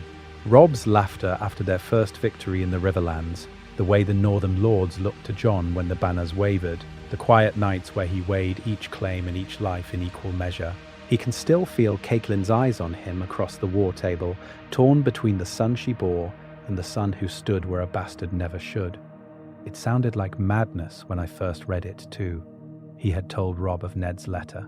Madness, that a boy raised in the shadows of Winterfell might be more than any lord had guessed. He has seen the Lannisters break and burn, seen Freys dragged before northern justice instead of presiding over a red feast. He has watched ravens bring word of pale walkers on the ice, and felt the old fear when no one in the south believed. Without a man like him at the wall, the warning came late, fractured, half-trusted. So he became the wall. In council with Dawn, with the Vale, with what remained of the Night's Watch, he turned Winterfell's courtyard into the first ring of a wider shield. Yet all of it, every oath and every broken sword, circles back to this place. Jon realizes that he has never truly escaped the question that haunted him as a boy. What is he? Bastard or lord? Wolf or dragon? King or shield? In truth, the titles mattered less than the way he bore them. Wherever he stood, at Robb's side, before Dany's dragons, beneath the weirwood's red leaves, he carried the same burden of duty, love, and sacrifice. Then there is a first time for everything. A world where Jon Snow never rode through that gate, never said the words of the Night's Watch, but still found himself standing between the living and the dead. If you want to keep walking roads like this, through other broken letters and forgotten claims, remember to like this video, subscribe, and share it with those who still argue over who should have been king. In a world of oaths and blood, who truly decides what a man like Jon Snow is?